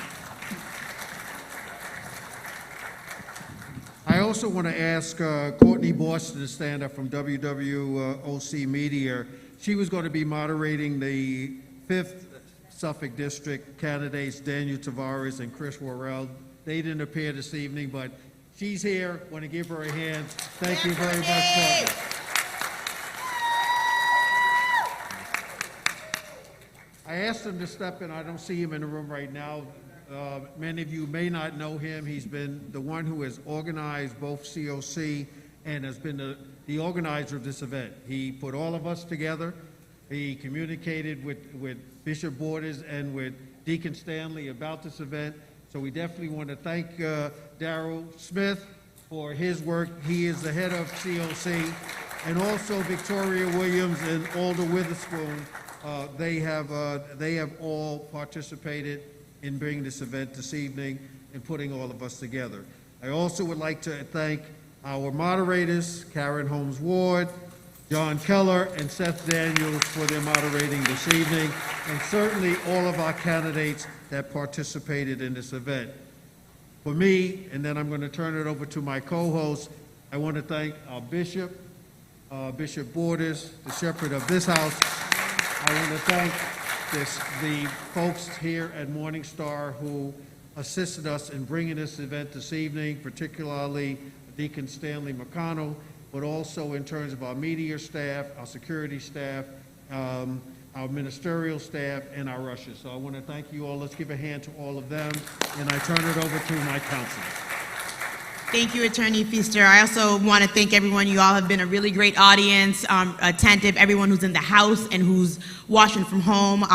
It is important that we hear from our candidates, so I thank you for staying this long. We know it's been a long evening, but I'm grateful for you all here. I know there's ethnic media here. We had Telebel Top that was here, and other folks, Junior Bistrat. I thank you for coming out so that we make sure that all of our communities, all of our black and brown communities, whether they speak English or not, are informed about the issues going on in our community.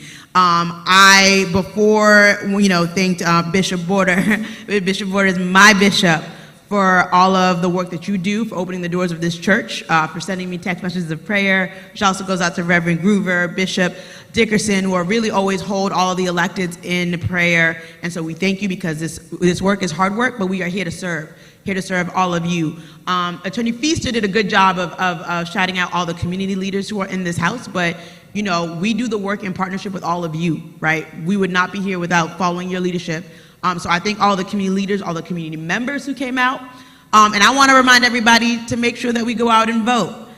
We have early voting again tomorrow in four different places tomorrow, 2 of them in Dorchester from 12 to 8 p.m.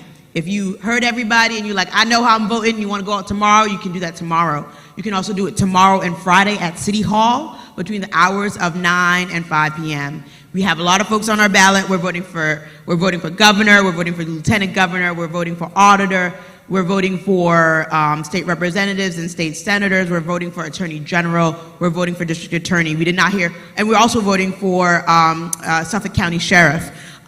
We do not have all those folks here tonight, so make sure you get informed. Lean on people, lean on me. We will help educate you about these races so that we can go into the polls informed, because voting is not our only form of power and not our only form of action, but it is an important one. It's important that we show up in those polls so that we are counted, so that they know that we are here, and then we continue the work even after we vote. So thank you so much for being here, for your patience, for coming out. Bishop Borders is going to pray us out tonight. Thank you.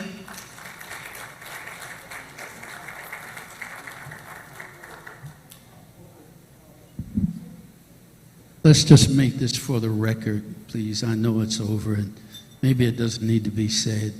To all the people who acknowledged me, I'd rather acknowledge Jesus Christ.